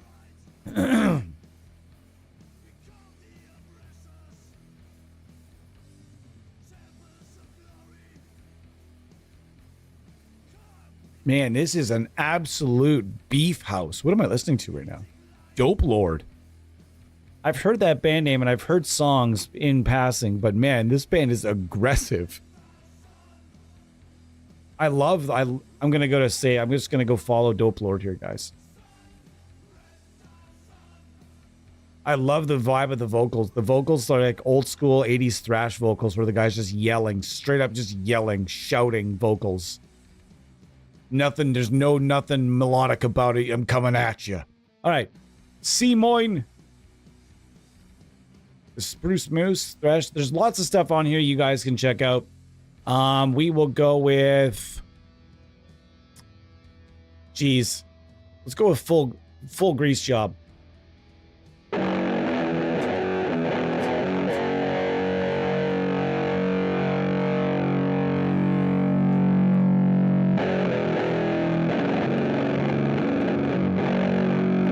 All right, so we're using the TT right now. Let's use Clarent. It's been a while since we used Clarent here. Kick that cabinet off.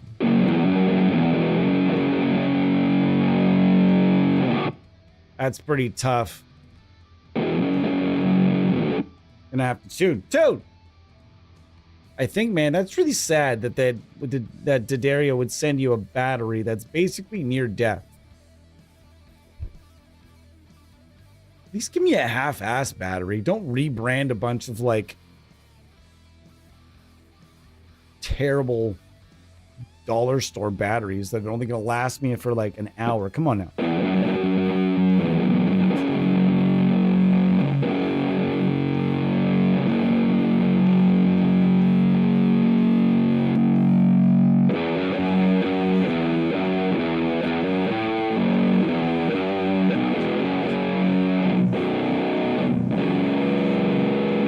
All right, let's get into that secret plugin. You guys know the deal. Got to go all face. Let me see what I'm dealing with here. It's a brand new. I'm working with a beta. So, as always, I like to put it out there. As always, when testing a beta, if anything crashes, anything happens, it's not on the product itself. It's a beta. This is the thing. These are the things that happen. All right, what do I see here? I see an amp. For cabinets, I see an orange cabinet, a Bogner, a Marshall. I see some cabinets. All right. So I'm going to use the orange because the orange, obvious reasons I cannot speak of. I don't like, there's a few things I don't like off the hop. I feel like this plugin definitely needs a fuzz plugin, but let's see what we got for a tone.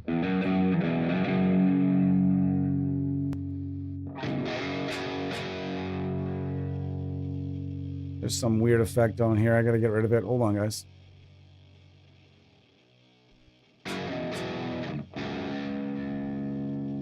right, now we're good.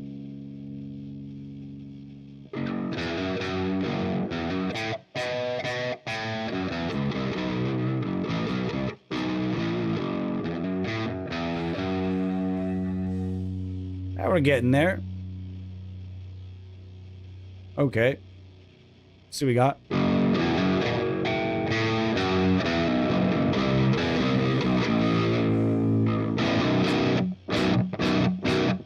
It's a pretty decent sounding amp. I haven't touched it yet. Let's see what's going on here.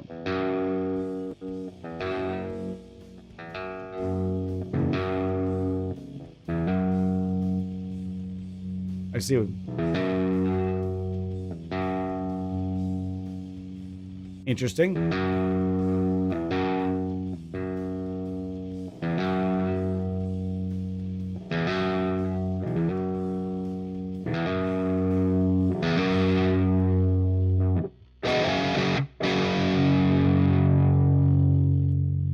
All right, now let's feed some. Let's feed some fuzz through this and see what it's going to sound like. Let's see if we can just use this big stuff plugin for free from Nembrini Audio. Whoa, that was loud. That's not what I wanted there at all. Whew. Sorry, guys. Not intended to be quite as loud as that was. That was pretty cray.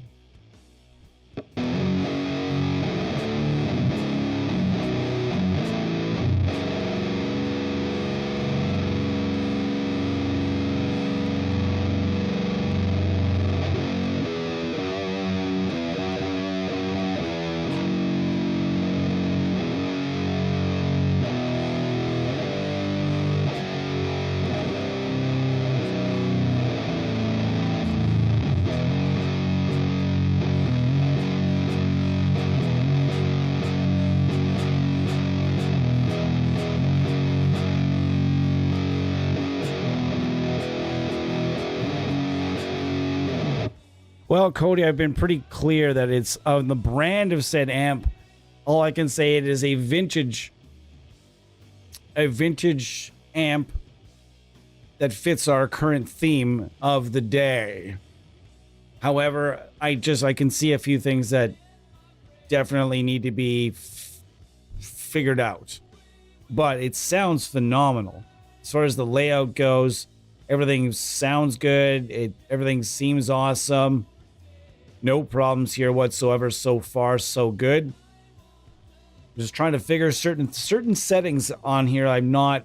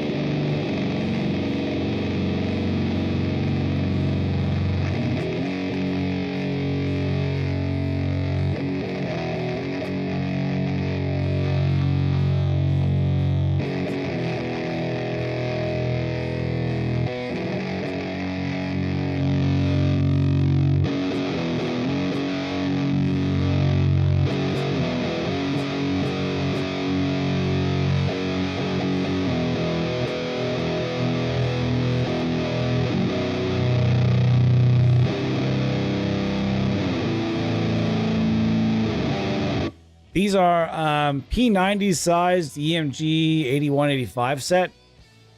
I think they sound good for Doom. I've always thought that EMG pickups sounded good for Doom. some people disagree, but then there's a guy that you might want to argue with, Kirk Winstein, and let me know how it goes. And I think he knows a few things. And I always felt that EMGs sounded great for Doom. There's a set in their retroactive line called the EMG Fat 55 that if you're out there right now and you're looking for a really unbelievable pickup for Doom, this is exactly what you want in your life. This thing is awesome. Okay, that set is super cool. I would firmly everyone should give that a try if you're a Doom player and you're looking for something maybe a little different off the beaten path. I do feel that the EMG 81 and 85 sound terrific for Doom though, or a double 85 shot. I know people that have gone double 85 for a doomier sound in their guitar, and it sounded terrific. Kyle, when I said when he asked me the brand of the amp, I said it fits our theme for the day.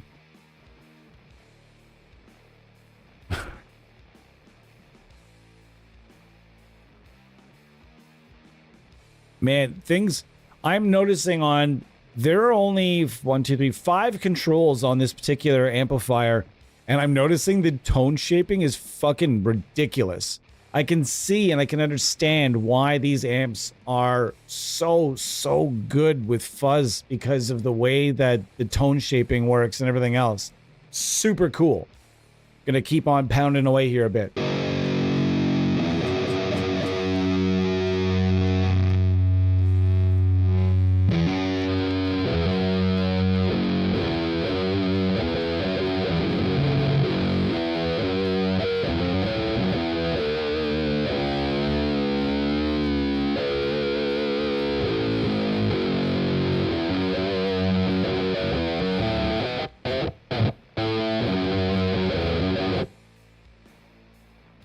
Dr. Bonker Sound Lab has Sun IRs. We're about to use one. As a matter of fact, we're going to go to bypass.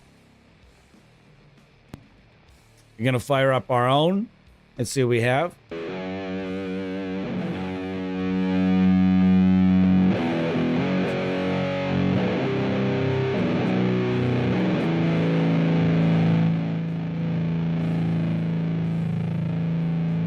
Hold on a sec.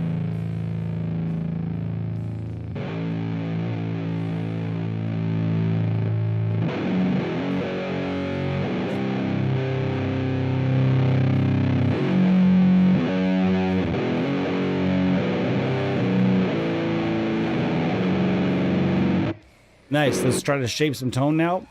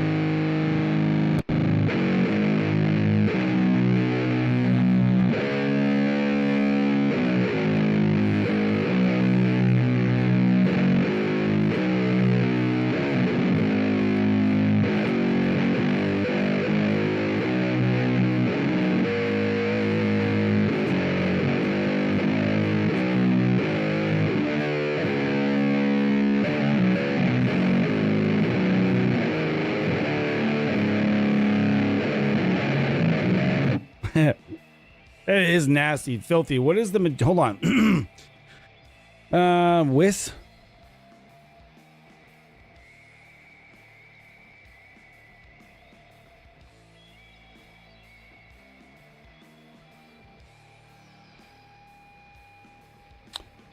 Not quite. Cody, these days, most impulse response...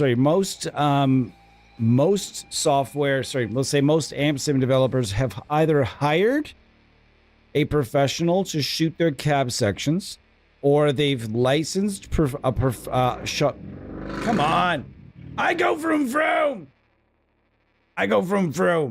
Or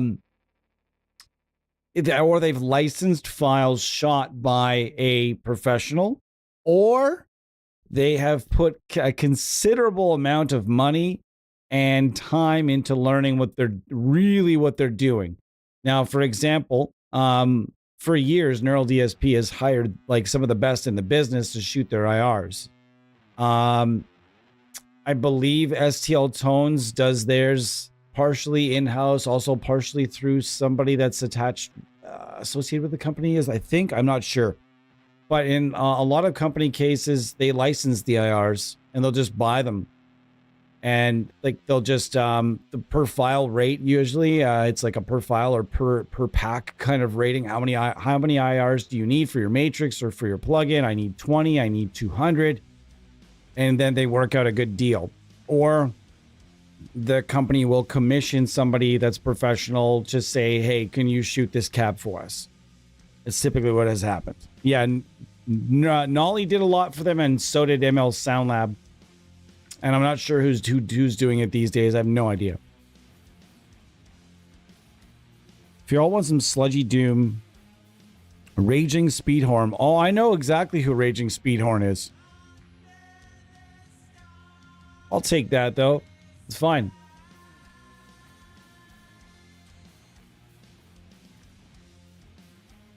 Let's listen to some Raging Speedhorn while we are. Night Wolf is the album. Is that an album? Night Wolf. Let's do that. That sounds fucking rad. I'm always gonna drink. I'm always gonna listen to something. Night Wolf. Did they have to go so like Teen Wolf with the cover though? Like that's like such a just ripped right off Teen Wolf. I don't know about that. Anyways, let's keep going. Anyways, guys, we're going to be on for another 15-20 minutes. I think we had some fun today. This particular plugin that I'm using right now sounds rad. It's just I'm gonna send my beta report to the boss as soon as the stream is over, and we'll see what happens from there. I really think this plugin has tons and tons of possibilities and promise. But I think there needs to be a fuzz pedal. I see a compressor in there, and I would say, to be honest, that a compressor is just not necessary with an amp like this. I don't really feel like it's super necessary. There's also a tube screamer, a noise gate, and a doubler. And in the post effects, there's another compressor. I don't think I would need two compressors for a situation like this, though. Then you have an EQ, a delay, a reverb. And again, it's sweet. I really like the way it sounds. I just think that there's some changes that need to be made.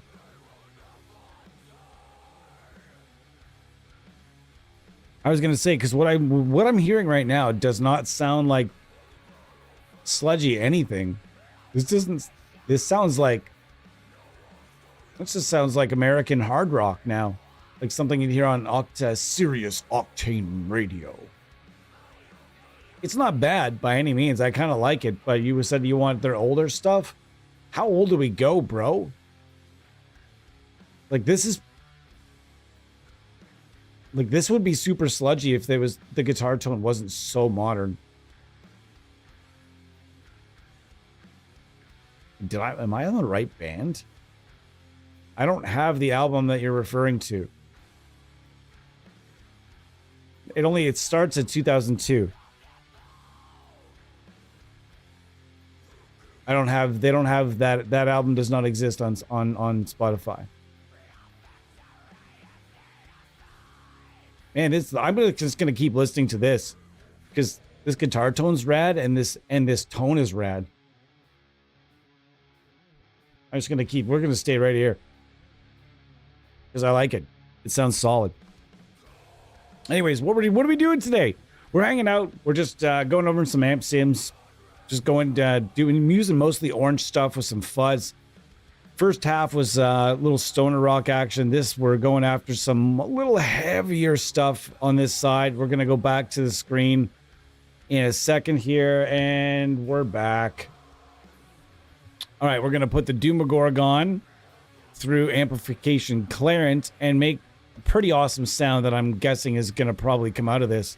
We really have to watch our volume here, though, real quick. Yeah, I knew the volume was going to be up there.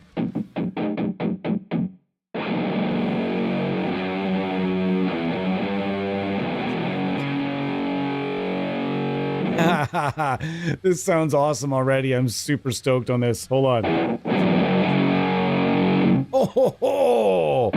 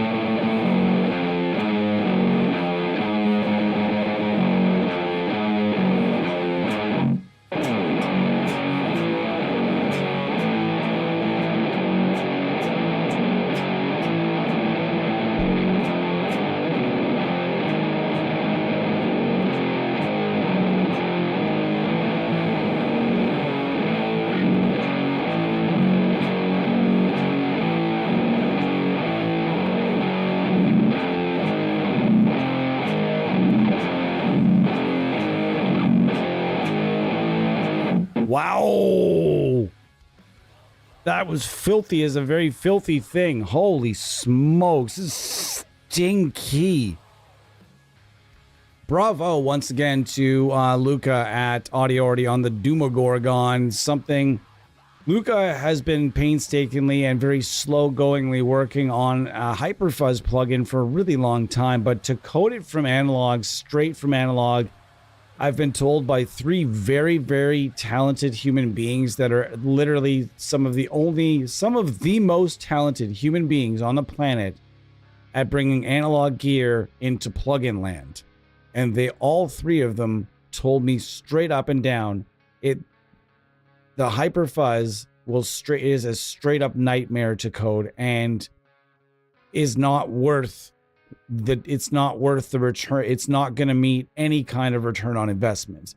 The time that you're going to invest in something like that, and for a pedal plugin, you're only going to be able to charge, ballpark, at max, I suggest $50 for a pedal plugin.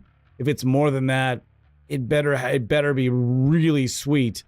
So if all you can charge is $50 for starters, then you have to look into the fact that the target demographic for a Hyperfuzz plugin would be doomers, and doomers don't really use plugins yet. There's more doomers all the time are starting to pick up plugins for practical and creative reasons, and it's the smart thing to do. And I say this every time we do a Doom Tomb episode, that if you know a doomer, or if you are a doomer and you really want a way that you can be creative and still sound awesome in headphones and be creative and work on demos with no one can hear you. You don't need anything.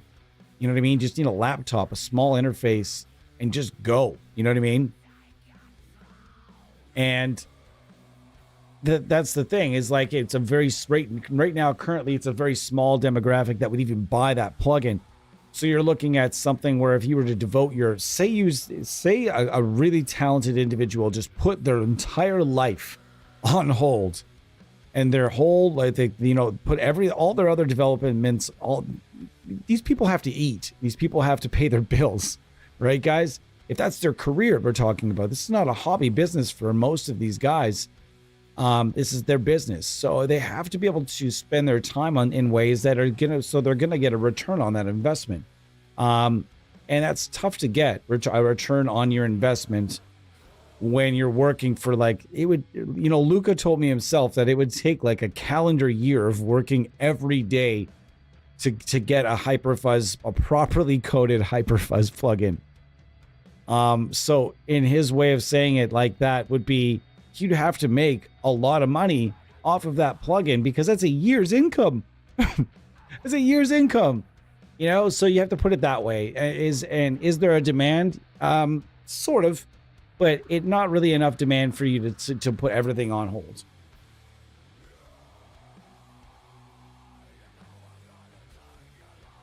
Yeah, it's then people are like, you know, tell me like, oh, torpedoes exist for a reason. Absolutely. Can you plug headphones into a torpedo? If you can, absolutely no problem.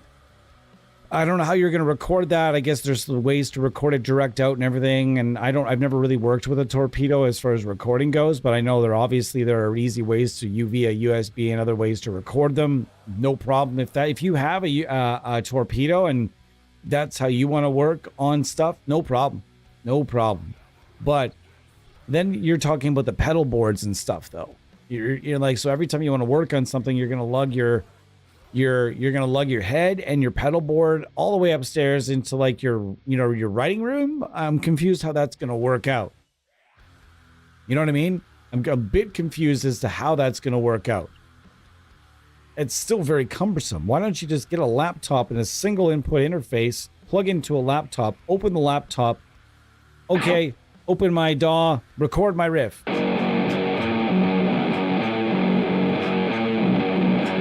And then you're done. And then close the laptop and go back to sleep, or back, you do it on your lunch break. You can do it while your kids are sleeping. You can do it while your wife is sleeping, your girlfriend, whoever, your boyfriend, whoever it is that you have sleeping next to you can stay sleeping while you work on material until 5 a.m. if you want to. You know what I mean? It makes no sense. Don't fight it. It's 2025, folks, and we are now analog plus digital. Not analog versus digital. That is long over with. That is long gone. That's old school thinking. Now the way that the world is working is that you're going to say to yourself, well, how can I use analog and digital to be fully creative and to do everything I need to do? I would never suggest that an analog loving doom playing guitarist switch their jam rig or their on stage rig to digital. I would never suggest that, because I would never do that. I would never in a million fucking years take the stage and play doom with a modeler. That would never happen.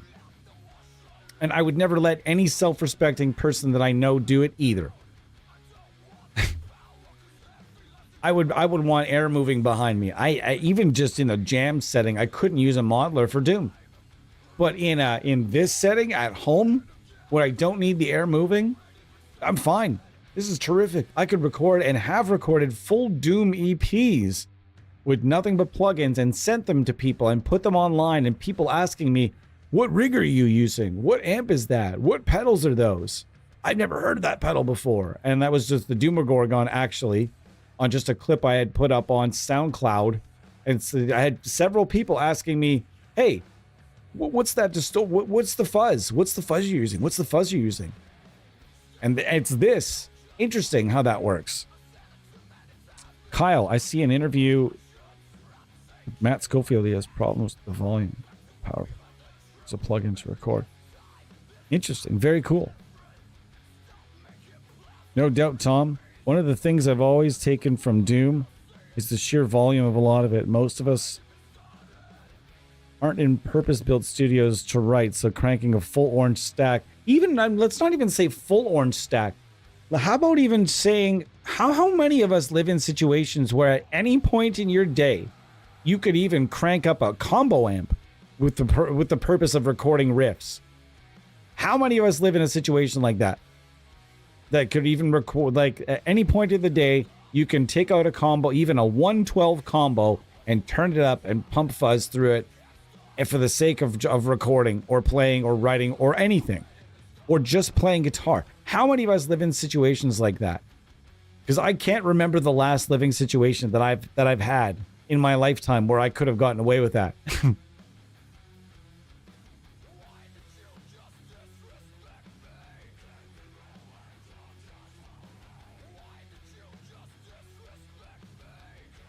This is sounding more like Pantera now. It's sounding a little like Pantera. I like this album. I know you're saying it's not what they're interested in and whatever. I can smell the green off this tone from here. Nice. Sorry, I missed that comment earlier. There's no universe, though, going back to it, there's no universe where I would ever even take a stage with a modeler. Unless it was driven by a power section. Like, I could never just take a stage and just go straight into the PA. There are people locally here in my playing a really small bar with nothing but a quad cortex and an in-ear monitoring rig. That's it. That's all they're bringing to shows: a guitar, a couple guitars, a quad cortex, and an in-ear monitor rig. That's it. All they're bringing. Very interesting. Very, very interesting. That's like, think about that though. You could show up to your gig. You could bring all your shit to your show in a fucking Fiat. You could bike it all the way there. Well, that would be an uncomfortable bike ride with two guitars. But they make those cases now. They make those soft cases now where you can put two electric guitars in a soft case and they're separated by like a kind of a hard barrier.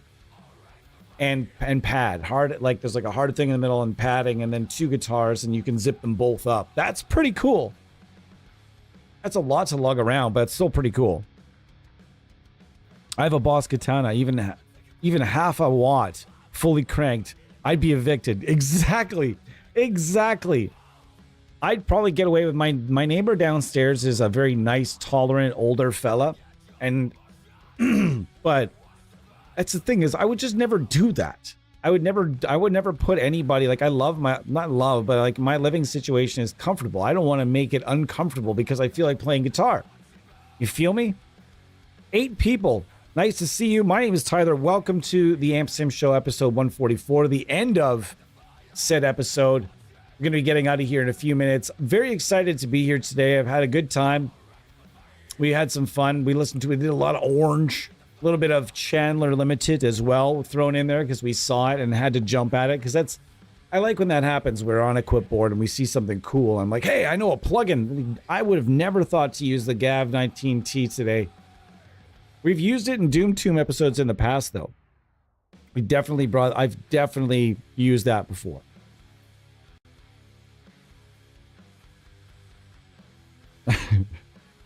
Yeah, I've heard about that. I heard about a lady that got arrested because she uses the internet, and she was barred from using the internet for like 6 months for saying something really nasty about somebody. I actually kind of like it though, guys. I kind of like this being, you know what? Like, I don't believe the internet should be a lawless wasteland where you should be able to just talk shit and not get hit. You know what I mean? You can't punch anybody in the, you can't, I don't want to get put on an algorithm, but you can't punch anybody in the face anymore. Used to be back in the day, people just would straight up, you would piss somebody off and they would just straight up punch you in the face. There's a lot of people that got very comfortable throughout COVID in just living a whole life of shit talking. A whole life online shit talking without ever feeling like they were ever going to have to be called for it. So I kind of like these laws where people I think it's some of the stuff in the UK is pretty silly, but I think, man, more people should be getting in trouble for defamation and saying rotten stuff online from burner accounts and shit. Like, I think that more people, like, it would put people in, like, the internet is too lawless, man. It's too lawless. People put a speaker in the street at full volume until 4 a.m. on Wednesday. Where you live? Here, there's no problem with volume. The good thing of Latin America, people put a speaker in the middle at full volume 4 a.m. on a Wednesday. In my neighborhood, if you did that, someone would be coming to talk to you about it really quickly. And it would not be likely in this area. It would likely not be somebody that you're super excited to be discussing in their current mindset. So I'm going to say it as nice as I can. It's the nice way of saying you get shivved in my neighborhood.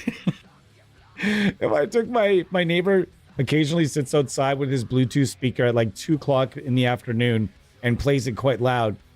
And I'm just waiting. I'm just looking out the window, man. Like, man, are you sure about this? Are you sure about that?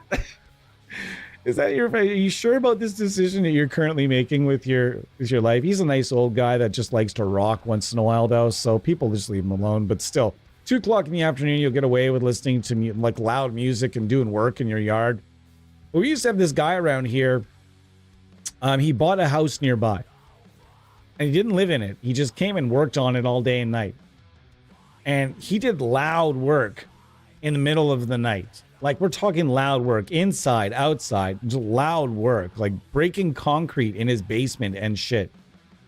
And eventually, how do I say this in a way that won't cause, like, for any strange comments? Somebody from a nearby... Somebody from a nearby house that was known for distribution reasons went and had a discussion, I believe, with said contractor and laid out some working hours that would be appropriate, I think. From judging by what I heard from my other neighbor. That's what happened, is a bunch of people filed out of one home, went into another home, and suddenly the noise went away. So I wouldn't fly in my neighborhood, but yes, Latin America does seem quite lawless, if I'm being honest. I watch stuff. I watch a lot of documentaries and stuff. So what are we using right now? The Demogorgon is savage. It's a beast. We know that. We're also using Kuwasa amplification, Clarent. And this thing is also, as you guys are well aware, this thing is kind of a beast. And we're going to go with amp 3 here. I'm going to actually scoop it out just a tiny bit on this.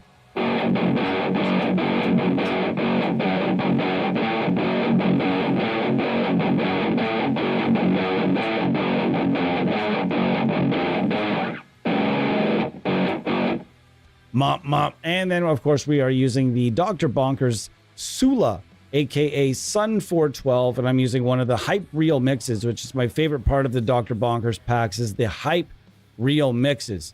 Go straight for those when you're trying out any Dr. Bonkers pack. Go straight for the Hype Reel mixes. Okay? Honestly, that's what you need. The Hype Reel mixes. If you don't go to the Hype Reel mixes, the choice mixes are also nice, but the single mic files do take some experience. The single mic files are awesome and they can be used on their own, no problem. But when it comes to blending them, if you're using something like even Nadir here, it's super easy to blend stuff and just experiment. But I mean, I do think it does take some experience. So just, kind of sit down with a guitar and one single amp sim, get a good tone, and then kind of just play around, have fun, go side to side with single mic from the same library. Otherwise, sometimes you get phasing issues that for beginners can be very hard to figure out.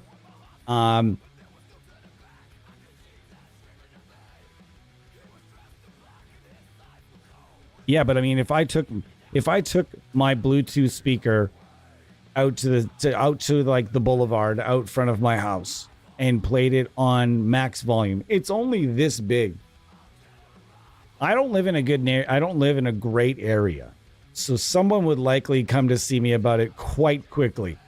And I'm quite certain that anybody brave enough in my neighborhood to go out in the middle of the night and deal with somebody making noise is somebody quite confident in their ability to get shit done. And I don't want to deal with that type of a person. I wouldn't want to be on the other end of that. I know several of my neighbors that would probably be the first ones out the door. And I live around a lot of people that are very nice people. That they all many of them, however, fall under one category. I wouldn't want to see that person pissed off category. And I'd like to just kind of stick with my pleasant hellos and goodbyes and handshakes and high fives occasionally if I could. Anyhow, guys, I'm going to get going. Thank you so much for being here. Man, it's been fun. We went over a lot of fun stuff, made a lot of evil sounds today. And that's the beauty part of just playing with plugins that you also don't get with you don't get with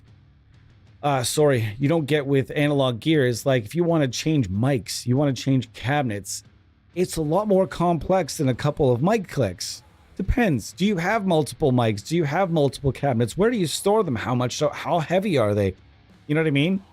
I had a friend of mine that has like I don't even know how many cabinets he's got at this point, probably 10 plus, but he keeps them all in a storage area in his garage.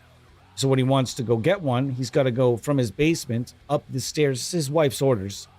Go up the stairs, go out to the garage. You can have one or two in the house at a time, not all of them, because those take up 412 and 212 cabinets take up a lot of room when you have children. That room starts to go away pretty quickly. So he's got himself a whole bunch of cabinets, and it takes him, a good 5 minutes to go get a cabinet from the garage. He's got to, you got to go outside. If it's minus 40 outside, that sucks. And if it's minus 40, then you got to bring it in. It's got to acclimate, everything else. It's a pain in the ass. And it's just fucking boop, boop. I've got another cabinet. I've got different mics. Boop, boop. That's it. Shorter. You know what I mean? Save yourself some work. Is anybody paying you? Here's the question. If you're going to be vehemently loyal to just analog gear, is there someone paying you for that? That's what I always say. Even there are people that use plugins that are vehemently, when I say it, I like using that word, that it means really, really, vehemently. Instead of saying really, really, really, I'm saying vehemently. It's people that are vehemently loyal to certain plugin developers. I only use this one company. That's it. Is there someone paying you for that? Is there someone giving you, do you get loyalty points per month for not using any other developers' plugins? I'm really curious. What is this? It's so strange to me. Even to see some certain companies that have artists lists and they give them free plugins, but those artists are only allowed to use that developer's plugins in their content. For only free plugins? That's really limiting.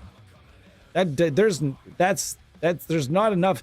That's not enough to only limit yourself to, even if one developer said, we're going to give you free plugins for life, but you can only use what we have. Guys, that's not a good deal. It's not a good deal. You open your mind to lots of different developers. There are a lot of companies putting stuff out that are up here at the upper echelon of quality. It's not just one or two companies anymore, folks. There's a whole bunch of them. And they're all doing really great stuff, and they're all doing it in a different way that does speak to different users. So the developer that you might be really loyal to might not be the right one for you. You might be fighting against it, and you don't even know it. You could find another developer tomorrow that does things exactly how you like it. So always have an open mind, always be trying free trials, finding new things to try, and just having fun with it. And also, you don't have to spend a lot of money to do this. If you're in the way of just not having a lot of amp sims and just buying a few really good ones, you can get a lot of really different sounds by buying lots of different IR packs and lots of different cabinets. So that's another suggestion: is go out and buy 5 or 6 different plugins that you really, really like, and then just shop IRs for a while, and that'll give you enough decent and different sounds that you'll be able to be like, oh, okay, I'm doing something completely different this week. It sounds different. You can use the same amp sim on 4 or 5 or 6 different demos, right and left of your rhythm guitar, and still keep coming back with very different sounds because you're trying different IR packs, different cabinets, different mics. Okay, that's one thing to remind you guys. Just always have an open mind and always be trying different things. That's all. My only challenge for you guys this week is just to get out there and try a lot of different IRs. My place to start, Dr. Bonkers Sound Lab. Try something from Dr. Bonkers. Go grab something from him and that tickles your fancy. Try the Hype Reel mixes, and then the next stream we get together, tell me that those are not some of the best sounding and the best feeling IRs that you ever tried in your entire life. Thanks so much for being here. Like and subscribe as always. I will be here again tomorrow, hopefully with the Carnivore IR pack and a whole bunch of different plugins. We're going to have a bit of a time. I would suggest buckle in for a good one. This one's going to be 2+ hours for sure. That'll be Friday. Fun Fridays. I'll see you guys then. 4 o'clock. Not 4:30, but 4 o'clock Eastern time tomorrow. See you then. Cheers.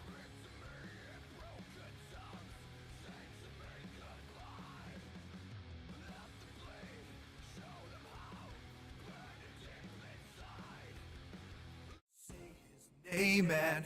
He appears. I believe in Joe Hendry. I believe in Joe Hendry. Cause they love him in London and Paris and Tokyo, America, Scotland and Canada and Mexico. They say, I believe in Joe Hendry. I believe in Joe Hendry.